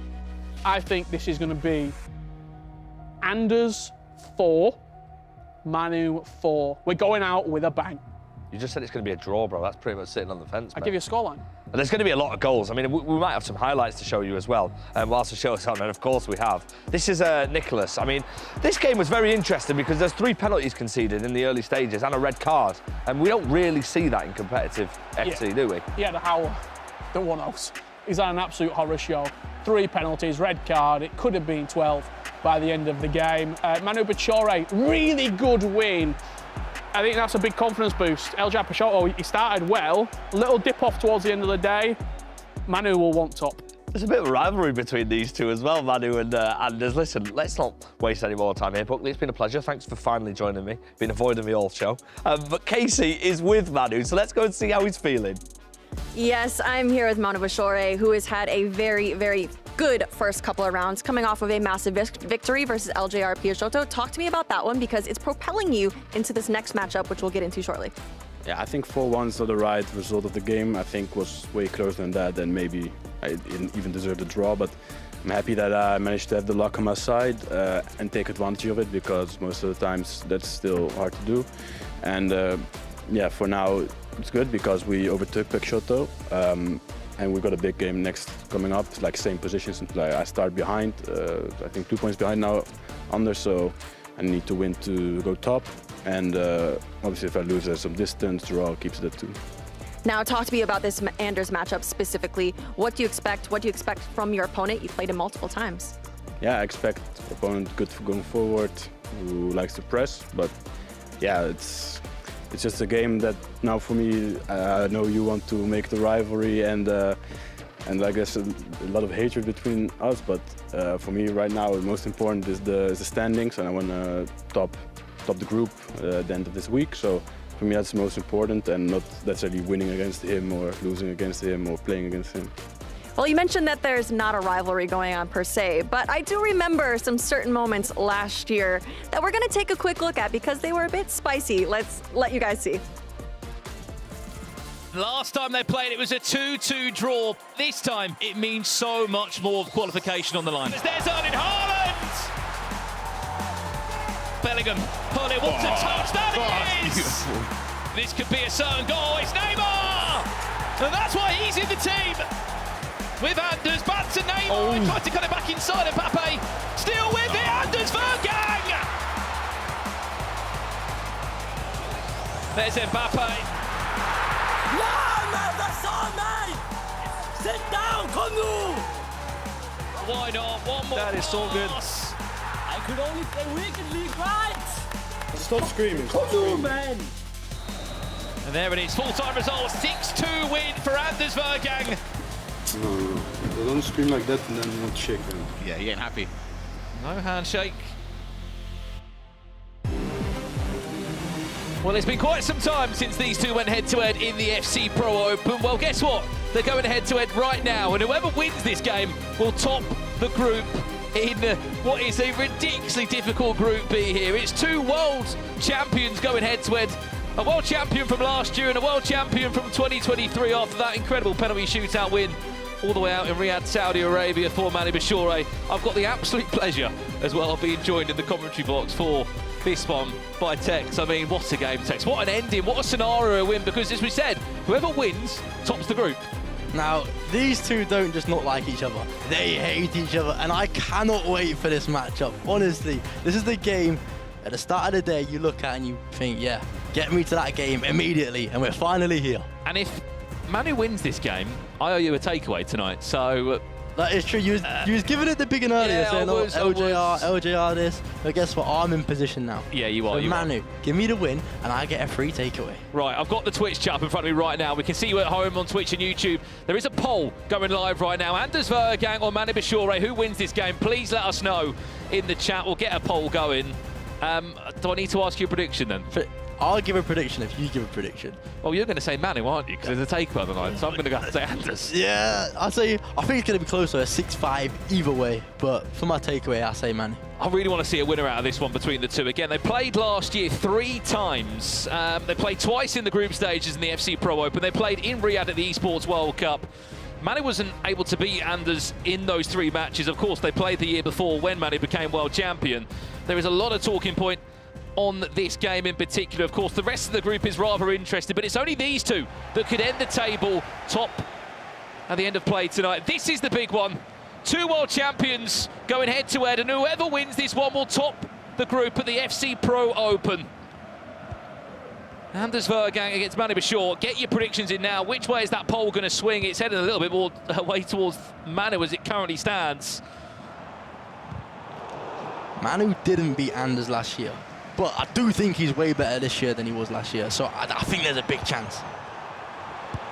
Hello, what a start that is. Nicholas leading by a goal still against Abu Fawzi. Back to your point there, Tex, I agree. He came in last year, he got an auto-invite into the FC Pro Open, and he came as a world champion. He had so much pressure on his shoulders. And he started poorly. He did start poorly. He wasn't himself, but I think throughout the year, FC 24, he got better. And now I think he's better than ever. Could be an early goal. That's a horrible heavy touch from Garincha there. And if you are an Anders fan, you will know already that he's been able to collect quite a few points this evening. Diogo Dalot, power shots! Manu Bashore will open up the account. That is why Bobby Charlton's in the team. The power shot, we questioned it last week, but I think over these 2 weeks, he's proved why he's there. A power shot from Bashore. 1-0. A good start. And I think he needed that after the previous bad performances against Anders. First shot on goal as well. Perfect. Time green, perfect use of the play style. Clinical. And that is why he's in the team. It's simple as that. The power shot, one of the best play styles in the game, and he's used it effectively there. Well, that's the vote coming in. A lot of people leaning on Manu Bashore to come out on top in this one. Keep your predictions coming in again. This is our last round of action tonight. Manu on the hunt for a second already. Rafael Leao taking his time. Another power shot. Stopped this time by Courtois. Quick corner coming in. You know where that one's going to go. Goes all the way through.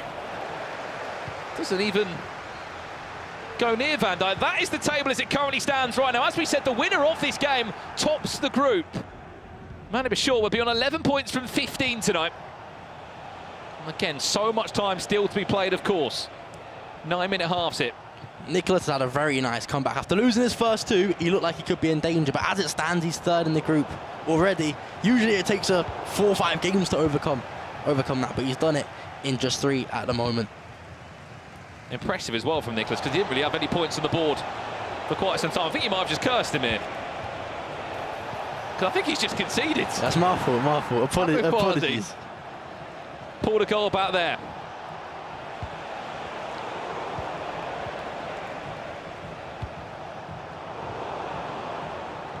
Bashir started well here. Very, very, very well.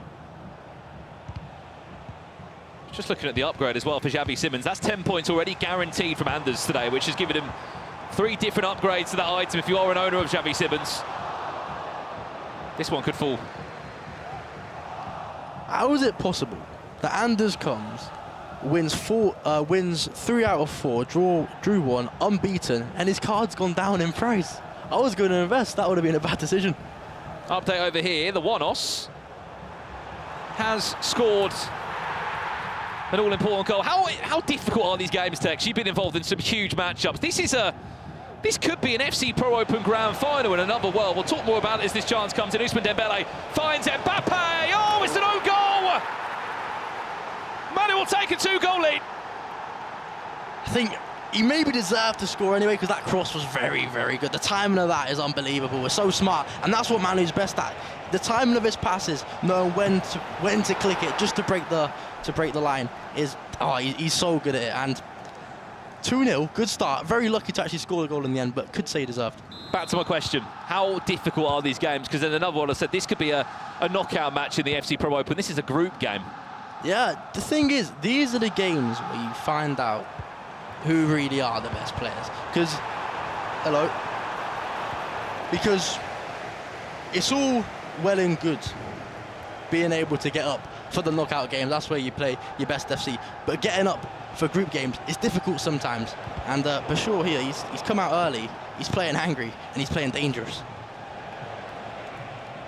He hasn't put a foot wrong so far, Manu. He's been perfect in the final third. He's potentially showing his best performance of the night till now. How difficult it is, well, when there's been a lot of talk about this one between the two on media day. There was no handshake last year when they played, to separate a bit of a rivalry there, and alongside just getting your head down and trying to get 3 points. It just adds a little bit more tension on the game, and you feel... Oh my, Mbappe for 3. Wins a corner.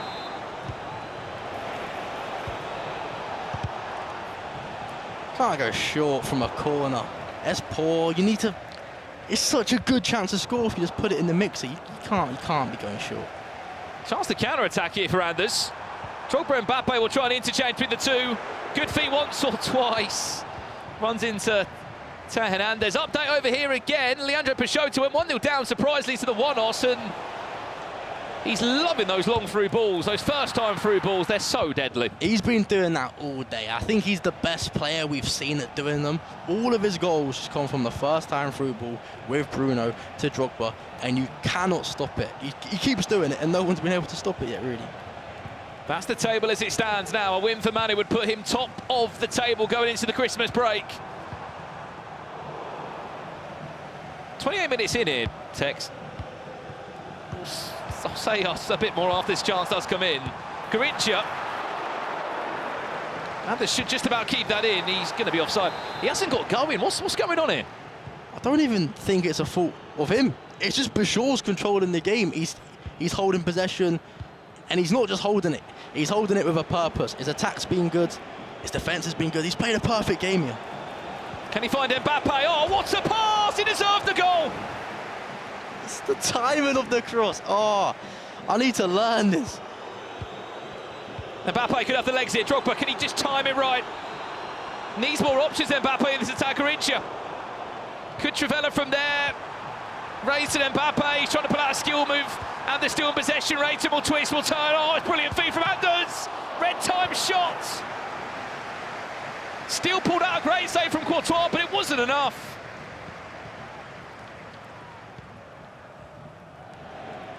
That's the margins. Bashir there could have gone 3-0 up, and in a blink of an eye, it could have been 2-1. They're the margins that separate the best from not the best. And there, it could have been 3-0, but Anders survived. And then Bashir survived, so end-to-end. Still could be a third here, though. Wins a throw-in right in the corner.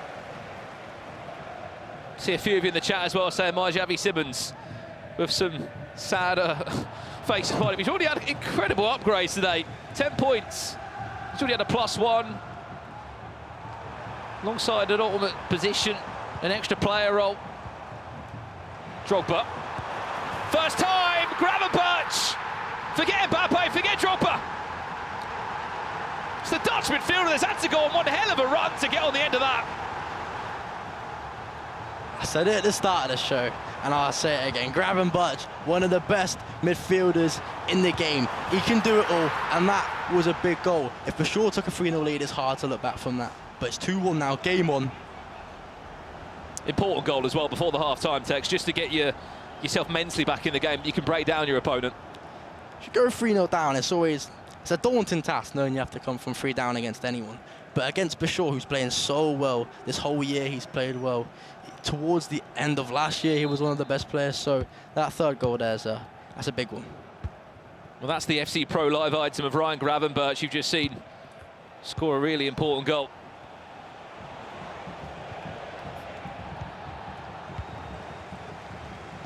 Well, there's a couple of questions coming in for Tex. Please keep them coming in. The Manchester City Esports Pro been kind enough to join us here on the talent team the last 2 weeks. Anders looking for a 2-2, and it's nearly Ryan Gravenberch. Wait, I've been watching Anders' corners are dangerous. Quick corner. This time Virgil van Dijk will win the aerial plus battle. You're asking a lot from Mbappe. Right, question from Savage. What budget player to buy for left mid? Could you get, I mean, Heung-min Son could play there, but... I'm going to ask you, what's a budget player? What price are we looking at? I would say under 100k, but can you do under 100k and under 50k? Under 150k. How much is that new Reeton finesse shot? How much is she coming at? I think she's like 120. So that's my budget player. I'm not really a cheap player. Question coming in again. Remember, we are giving away all the tactic codes at the end of this game. Tex, who in particular's tactics do you want to pick up tonight? Whose tactics do I want to see? I think Anders, he's playing 4-4-2, and I play 4-4-2, so from my perspective, I want to see what's certain. Just what his tactics are really and what his player roles are, because I might be using them next week. But also LJR, because how does he do that first-time pass so well? I want to see what's cooking there. Question as well coming from Sam as well. What a ball over the top this could be. Rio Ferdinand playing superbly well to get back there. Is the power shot plus the best attacking play style? I mean, there's quite a few to argue. Yeah, you got the power shot plus, you got the finesse plus. Would you say long ball passes and attacking play styles? You could, because it does make attacks happen. Yeah, I'd say power shot plus. If an aerial plus player comes out, that would be the best. But for now, I'd say power shot plus. We're added time of 1 minute. That might do us for the first half. As Manu looks to go into the short interval. He is in front, but only by a goal. There's the 2023 world champion that leads the current FC Pro. World champion by a goal to nil. All games are currently in at half-time. This has been such a good group, and the way it's going to end, even with these results coming in back in January, it's perfect. It's tight. It's tight down the bottom as well. At this stage, you wouldn't really say anyone's down and out right now.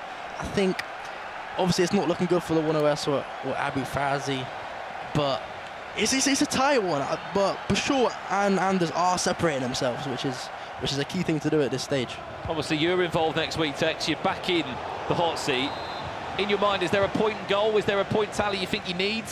Yeah, I'm looking for 15. I'm trying to win every game. If I come in and say, oh yeah, I'm looking for 10, then you're going to allow yourself to maybe lose a game or two. You think, yeah, I can lose this one. But nah, I'm looking for 15, so that's my point tally I'm looking for. And of course, next week is the group of death. And unfortunately, Tex, you're in there. Emre Yilmaz, Yuval, O'Brun, Gabara Sunumit all taking part. Here's Drogba. Anders for a 2-2. The shot's just been scuffed there by Rayton. As we kick off the second half, we bring another name into the commentary box. Richard Buckley-Ridge, what a game. You had to be in this one. I had to get a closer look, I'll be completely honest. I needed to get in there. I needed to see this in the commentary booth, because the way that Manu played for the first 30 minutes, I thought it might be 5-0. And then Anders just started turning the screw. It was that chance to hit the post. If that went in, it could be game over. He's missed that, and momentum... My words disappeared. Take over, Brandon. You're excited? It's all right. It's just a big game. It's just a lot going on. To the world champion versus the former world champion. I want to watch it, and I'm getting a bit too excited here.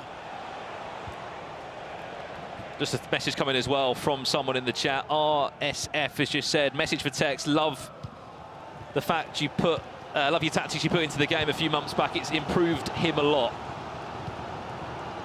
There's a lot of love coming in Vortex. Here's an update there. Nicholas, how about that for a finish, Richard Buckley? Really, really good turnaround as well from Nico. I mean, you look at his performances just off the back of a 7-0. He didn't look great to start with, and he's going to finish today on 7 points, third in the table. Look what's happened to LJR. He was on track to be on 9 points. I was ordering my takeaway for the night. You were talking about. Is it a chance? Manu has to score. You're not going to get a better chance than that with Mbappe. Header margin. That's 2 sitters he's missed now. 2.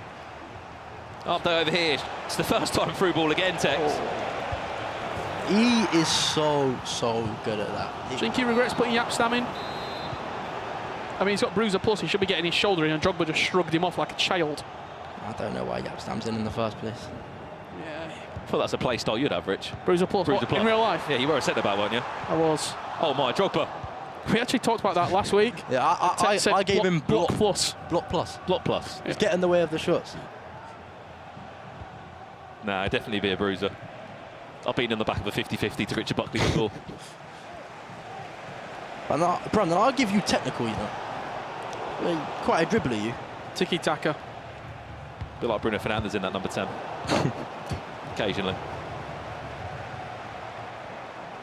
Last 30 in-game minutes. This is our last round of action here from Group B. This match here determines who will finish top of the table. Heading into January, where they will play again. Every group, A, B, C and D, has to play 2 rounds of fixtures. And it's the top 3 that will make it into the knockouts. February the 1st, where we will be ending the FC Pro Open. Anders dispossessed there. I've got a question for you, actually, Tex. Obviously, you just mentioned Yapstam. I'll ask you it after this chance has come and he's offside. You want to pick Yapstam at all. At what point, you made a few questionable decisions last year in the draft. Mike Mignon, Rio Ferdinand. At what point when you're playing do you realise, oh, I've made a mistake here? Is it game 1? No, genuinely, it was. Oh my, Drogba. Offside. It was 46 minutes into game 1. I realised I was done for that week. Was it the goalie? Was it Mike? Yeah, hey, Mike Mignon. That's a beautiful finesse shot coming in from the 1-0. He's tied it back up, you know. LJR has struggled these last few games. Started well, hasn't he? And he's just really fallen in the last few rounds. Look at the pressure building here for Anders. Manu has to do well to try and defend all this pressure that's coming his way from the FC Pro World Champion. Drogba just pushes his man out of the way and finds a 2-2. Game on. That's Didier Drogba. Big, powerful. I don't think Mbappe bundles off the defenders like that. Look at this moment here. Is it William Saliba? Watch.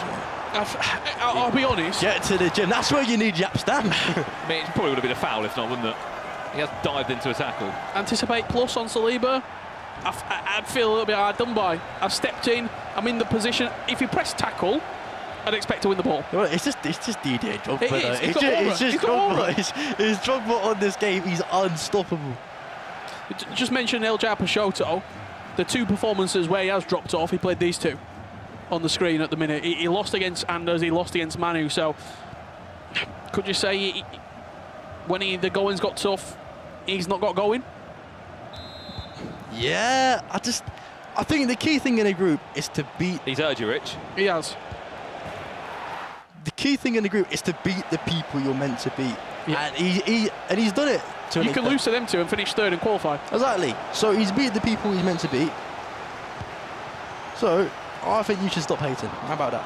I have to say, I was watching it just off screen. Anders' goalkeeper movement on those corners is really, really good. He's super aggressive with Courtois.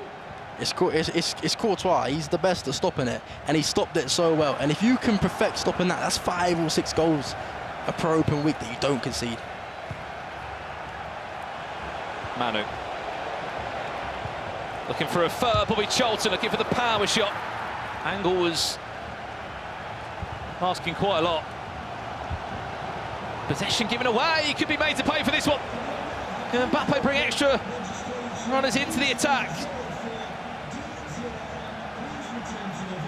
Just a wall of attackers there. Bobby Charlton, Mbappe, Rafael Leao all just queuing up on the edge of the box as Anders Tries his best just to second man press and player switch around the pitch to try and manage every micro decision that's being made in this late stage of the game. Oh. Bundle. Why is this Rio Ferdinand performing like that? But when I choose him, he puts in a Hall of Fame stinker. Well, that's how the table now stands. Obviously, a win was needed from Manu for him to top the group tonight. Anders was already top of the group, draw or win. We've talked a lot about El Peixoto. He's going to finish 9 points as it stands at the moment. And there is, I think we all predicted, it's a 3-spot for a 4-horse race. And with El Peixoto, Nicholas, Manu and Anders, only 3 go through. I think if the group finishes like that after this week, Abu Fazi, the one who has, there's no point getting on the plane next week. It's over. It's over for them, look. Genuinely, it's a 4-man group now. Just let them play. This is live now. It's the words of Tex, not Richard Buckley or Brandon Smith. I mean, if you get 2 points next week, Tex, I'm saying it. To get the train down. Don't bother coming up. Come back for commentary. More than welcome, anytime.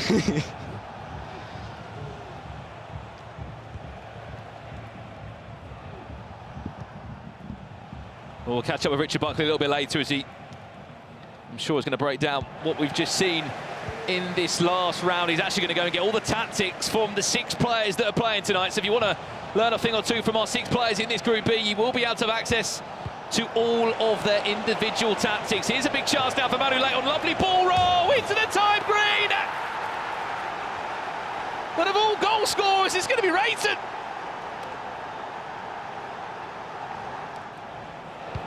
That is composure. I think anyone takes the shot early, but he's waited an extra second. He's done the ball roll. He's still managed to green it at the near post, and that's why he is a former world champion. Just saw Manu there as well, so calm down, calm down. There's still a lot of time left to be played. Nicholas 2-1 up, what a turnaround from him. After a really difficult start here tonight. He lost his first 2 games, he was on 0 points going into round 3. And now he is 15 in-game minutes away from still keeping himself in the conversation massively. He'll only be 4 points or 3 points from second. He'll be maybe only 2 points away from third place. Remember, it's top 3 you need.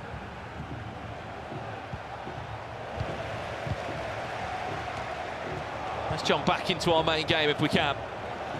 Nicholas. Shot stopped. I cannot wait for the end of this game. I want to know, is there going to be a handshake? What do you think?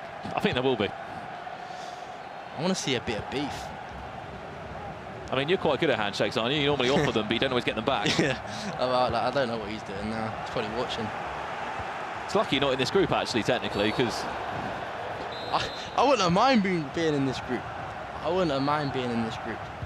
It was a nice group to be in, but I got put in the group of death. Again. Big goal, what a finish the one-off's given us. He has been scoring some unbelievable goals. Last 17 game minutes, Manu still in front as it currently stands. He will be topping this group if he can hold on. That is how it stands now. Coming back into January 2025, where they will play again. But he's had to wait a year, over a season actually, to get a result on Anders. He wasn't able to beat him last year. There is still time though. You're in this scenario, Tex, you're a goal behind. What are you thinking in this moment here? You just got to think of that one last chance. You got to get the ball back and just focus for one attack. Like, your life depends on it, and you got to take your chance here, but you got to not concede as well, which is the hard part when pressing, because a player like Manu, he's unbelievable at keeping the ball. He doesn't need to score again here. This will be interesting when he plays out these last few minutes. Will he look to score again or just take time out of the game? He loses possession, wins it back just about. Rayten, the goal scorer of maybe the all-important match winner here tonight. Into Mbappe. Ousmane Dembele, oh, it's an easy save for Courtois. precision shooting in those moments, that's where it comes into play. Last year, an assisted shot would have done the job, would have scored a goal, would have been 4-2. But the precision shooting that pros have to use now has come back to bite him. New foul animation there coming into play for Manu, just to take some more time out of the game. Added time of how long now?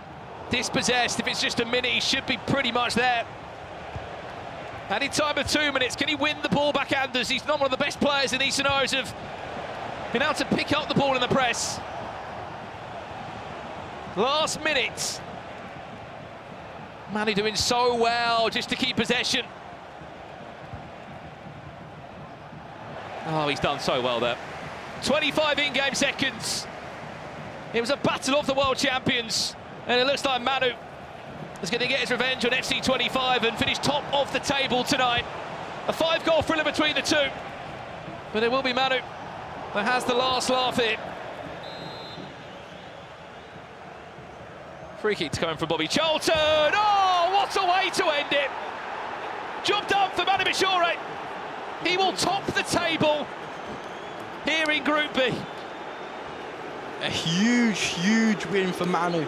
And he's going to put him top of the group, moving in to the second week of this group, which could prove massive.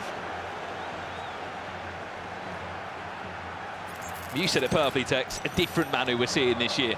And I think as well, it's not just the win, it's broke the curse of the Anders game for him. Obviously, he's lost it, I think, 3 previous times. So he had to get one over the hump, and this is a big, big win for him. And also, I get my takeaway from you. No, forgot about that. Looks like I takes a takeaway tonight on top of everything. Look at him trying to contain his smile. He's buzzing inside. Show us a little smile, Manu. Full-time result between the two. Handshakes? And there will be a handshake this time round. We waited a long time for it. Respect between the two players. They'll play again next year in January. And I'm sure he'll have a thing to say about it. Next year? That sounds like a long way away, but it's only a couple months. Right. Update over here. Leandro Peixoto is going to win the day on 9 points. As it currently looks, he goes 5-3 up.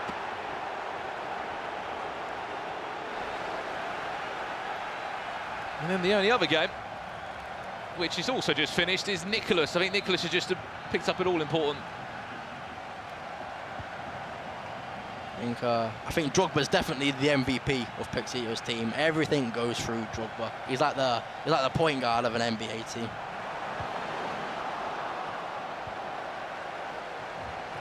I mean, Drogba or Mbappe? Both. I'll be lining up next week with both of them. Don't you worry about that. I think. I'm not sure actually. I'm not sure. Full-time result for Nicholas. We're just hearing as well. That table is going to look really good if we can pop it up on screen one more time. Added time of 3 minutes here. This will be our last game to conclude here in week 2 of the FC Pro Open. Remember, we're here every Monday. And also keep in mind that in the next few minutes you're going to find all the tactics, codes for our 6 players here. That is how the table's going to look, and that's how we're going to be coming back after Christmas, Tex. Yeah, I can't wait for the ending of this group. Obviously, first spot gets auto guaranteed to make the World Cup. So first is massive. First is massive over second and third. You don't want to just get out of the group, you want to top the group, because then you skip a knockout round and you get auto qualification to the World Cup.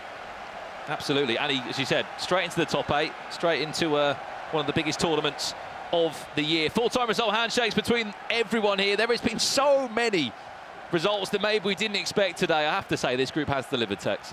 Yeah, I think the 1OS is going to be disappointed. He started so well. Held Anders to a draw. Held Manu to a draw. And unfortunately, he's fell off towards the end. So that's a missed opportunity for him. Nicholas, 0 points from 2 games. The One-Os, 2 massive points, obviously, from games that you wouldn't have expected him to get results from. Anders was basically running away with it. And then it comes to the last game, and then Manu tops the table. I don't think there was many surprises today. The surprise, Nicholas losing the first 2 games, but he bounced back, as he does always. So I don't think there was many surprises. If you predicted this group on paper before the tournament, I probably would have put this order.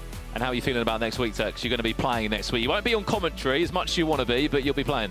I'll be playing. I'm excited. I want to bounce back after poor last year. I'm hoping to put in a good performance. It all starts with the first game. Win the first game, and I'm hoping for a 15 out of 15. Who knows? 15 out of 15? Yeah, that's my... If anyone's got a Nathan Ake, by the way, let us know in the chat right now. I can see you all in the Twitch chat, and there's been a lot of people that have been invested in Nathan Ake, and I think you owe them after Calvin Phillips last year. Look, I don't choose whether they invest in my players or not, so I don't owe no one nothing. Right, I think that is it here from the commentary team now. Tex, it's been an absolute pleasure. 5 rounds of action done. Let's get over to FG, who's joined by a few special guests. Yes, thank you very much to Brandon, and thank you to Tex. I'm waiting for that Nathan Ake upgrade, as is Casey. We are with a PlayStation Tournament Player of the Day, Manu Bashore. Manu, congratulations. What a day it's been for you. Top of the group. Job's not done yet, but going into today, you must be super happy. Well, yeah, I also started off well with a win against Fozy, and I thought from there I would kick on, but actually my 3 next games were really bad from my side. So against Wanos and Nico, they were, I think, really bad because I lost the possession a lot of times, and against Paixoto, to be honest, I got a bit lucky. I also started really bad. The second half was already a bit better. And then all of a sudden, the last game, I decided to turn up because every build-up was perfect, and I think I even made it difficult for myself because I was 2-0 up, hit the post to go 3 up. He came back to 2-2, and then in your head what starts going around, because last year what happened to me is, for example, that I lost in the last minute and then the group got out of hand. So I was, okay, at least we got a draw here. But yeah, we managed to find a winner, and really, really happy to have this position going into next week, or week 6. Now, you mentioned how important that last game against Anders was for you, which obviously it was because it propelled you into that #1 spot. Being #1 going into the second week in the new year, how important is that for your mentality? Because you have to do this all over again in a few weeks. No, obviously it's. I was there last year and it was last, so this one's way better. This feeling. But at the same time, this game was really important because if I lost, it would have been 5 points, I believe, between me and Anders, and it wouldn't be in my own hands. And now I decided, or with this win, it's all in my own hands. So yeah, we go for first place next week, and hopefully we'll be able to do it. Now we've seen some of the highlights on the screen just then. I want to ask you, who's the player that you were most happy with in your squad? We're going to see your tactics at some point later on. Do watch out. We've got all the tactics to come for everyone watching. Who was the player that stood out for you the most, that you were really happy with, that might make it into your squad again in the new year? I don't know. I think they were all really bad. I thought all the 11 players, but Theo Hernandez, he's the one that never fails, right? So yeah, he's the steady one. He's a steady factor in it. He never disappoints at left back, but all the others were a bit meh. Although Charlton made it up. Like the power shot against Anders was really good. Case, I think me and you, if we had his team and they were all bad, we wouldn't be top of. No, definitely. There would be a very different situation. Yeah, there'd be a difficult outcome whatsoever. What about your FC Pro Live item? Yeah, what about it? There's a lot of people who are going to be very, very happy. Did you do the SBC, Case? I did. I absolutely did. I did as well. I hope I can do it still because I forgot to do it. So I hope I can do the SBC still. Oh no! Hang on a minute, Manu. Bro, Hang yeah, on 1 second. Manu Bashore did not do his own SBC. Bro, EA releases too many SBCs right now. I'm crafting for Vini. Patry just came out. You got, I don't know who else, Ruben Diaz. But it's your SBC, yeah, so I think you need to get that one done. Yeah, I hope I can still do it. Yeah, so do I. What rating is he now? Well, he's going to get an upgrade. He's also going to get the skill move and weak foot as well. So, okay. Job done, Manu. You were absolutely brilliant. Thank you so much. Yeah, Case, I'm glad that we did the SBC. Yeah, thank goodness. You might want to get on that. But FG, I'm going to send you over there because it is time for some tactics. I'm getting my notebook out because I'm ready to write them down. Let's go chat over with Richard Buckley and learn about those tactics. Thank you very much, Case. Yes, I'm here with the Iceman, Nicholas. 7 points today. Firstly, before we jump into the tactics, Nico, how did today go? I don't know. I think I feel like a bit disappointed because, like, I think I played well. For example, against Manu, I think I deserve to win, but it is what it is. You know, Manu is a top-level guy, and also in the World Championship in 2023, he was the same. Like, he withdrew both times and he drew both times. So, and then against Anders, he was better, and Leandro too. So yeah, I'm getting flashbacks to 2022, 2023. We're in a 4-3-2-1. What is happening here? Yeah, I'm gonna show you because most of the Saudi guys, they play with 3 midfielders, like 4-3-3 or 4-5-1. So yeah, it happened for me the global qualifier. So that Abu or Bedov, they play like that, and it was really hard to mark, you know, to defend and stuff. So with my coach, we thought like, okay, let's try to balance the mid you know what I mean, three guys in the center mid against 3 guys. So I think that's the key. That's without the ball. Shall we have a look with the ball? What you're playing like? Yeah, it's talk like me through this. Yeah, but for me, it's like the most important thing is like try to make some pressure, you know, with the 3 midfielders. So for them, like with the 4-5-1, they sometimes with the wings they are so easy. They escape for me so easy, and then with the ball, it's like, you know, it's 22, 23 season, so it's always the same with one guy. In this team, who do you think was the most important player? I see Bruno Fernandes, shadow striker, attack. Who was the player, other than Mbappe? We know Mbappe is the best. Who was the player that for you, this team really made and the tactics helped a lot? For me, it's Tchouaméni. Okay. Because I think he's really strong, and also he's my like CDM. And I think he's always, you know, I think you need to press, he's there. You need to defend, he's there.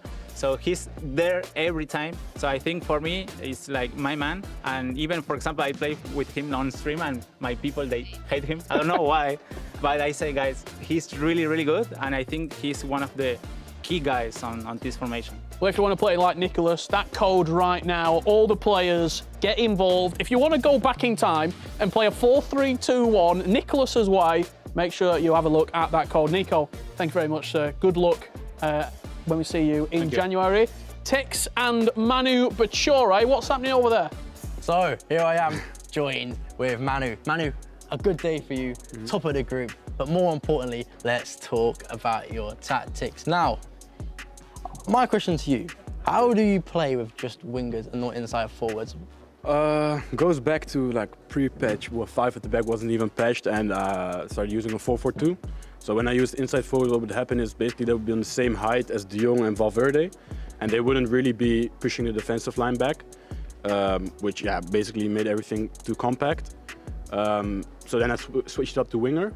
I liked it immediately because it gave me some width to play with. Because I struggle to create chances when I have wingers on. But then I'm a really simple guy in terms of tactics, so I just switched to 4-4-1-1 and thought, okay, let me put everything the same, just put give the cam an instruction and then keep the rest the same. But then, obviously, the main player in this team when you play this is the cam. Would you say that Bobby Charlton MVP of the day for you? Yeah, in general, yeah, I think so. But I thought everyone was really bad though, honestly. Well, your whole team bad? You're top of the group. Normally, I don't know, normally Charlton is more involved. I couldn't find him today for some reason. Every game I watched, he scored. Maybe it's subconscious, I don't know. And then going in to the next week eventually when it comes to it, is there anything you would change, any tactics that you're not happy with? Well, in terms of tactics, depends how I keep playing over the next month. In terms of team, obviously I'm dependent on the draft requirements. I would love it to be again some good players in it, not like the Icon team last year. So if I get that again, I'm gonna be so mad. Obviously, you're done now for this week. Yeah, for this week. And I'm playing next week. Yeah. So I'm looking to you. Any advice quickly? Yeah, I would love to be in your position next week, actually, to be here like on the cusp, because you seem so relaxed. Because whenever you're competing, you don't speak to me, and now we spoke. No, I speak to everyone. Yeah, okay, but not like today. But advice, I don't know if I can give you advice, man. You're in the same group as my teammate. I need some advice. Yeah, Give me I don't something. know, bro. Listen, we practiced, and your counterplay is really good. So I'd keep that as an asset. Let's keep my 4-4-2. Yeah. All right. Thank you for that. Well, that is it. That is my that is Bashore's tactics, and now we're going to go over to Casey on the main desk. Yes, thank you so much to Tex and Manu. And you might notice that we are currently missing a member of the team, and I'm stepping into the host role because he has decided to take his vacation early. He will not be with us next week, and so he's over at the gaming pod. He might be, playing some rivals, but he's off the clock. That's the closest he's ever going to get to the main stage, so enjoy it. But we have seen some great tactics in the competition today, so we're gonna have those flash on the screen. So get your notepads ready, get ready to write them down as Tex joins us back at the desk. But I'm excited to see it. Brandon, which tactic are you most excited to add to your game? It's probably not going to get me any extra wins, but I reckon I'll have a dabble with at least Vergang, Nicholas and Manu. Surely it's Pashotto. You've got to use Pashotto's tactic. You let me down. I've got to spend out £20 to get this man a takeaway next to me now. I'm not happy. Might be more than that. I'll see what I'm getting. £20 limit. Now, Tex, are you taking any of these tactics into your gameplay next week, or are you sticking with what you know? I think right now I'm going to stick with what I know, but maybe a different, like a plan B. I could use a Bashor tactic for a plan B, maybe.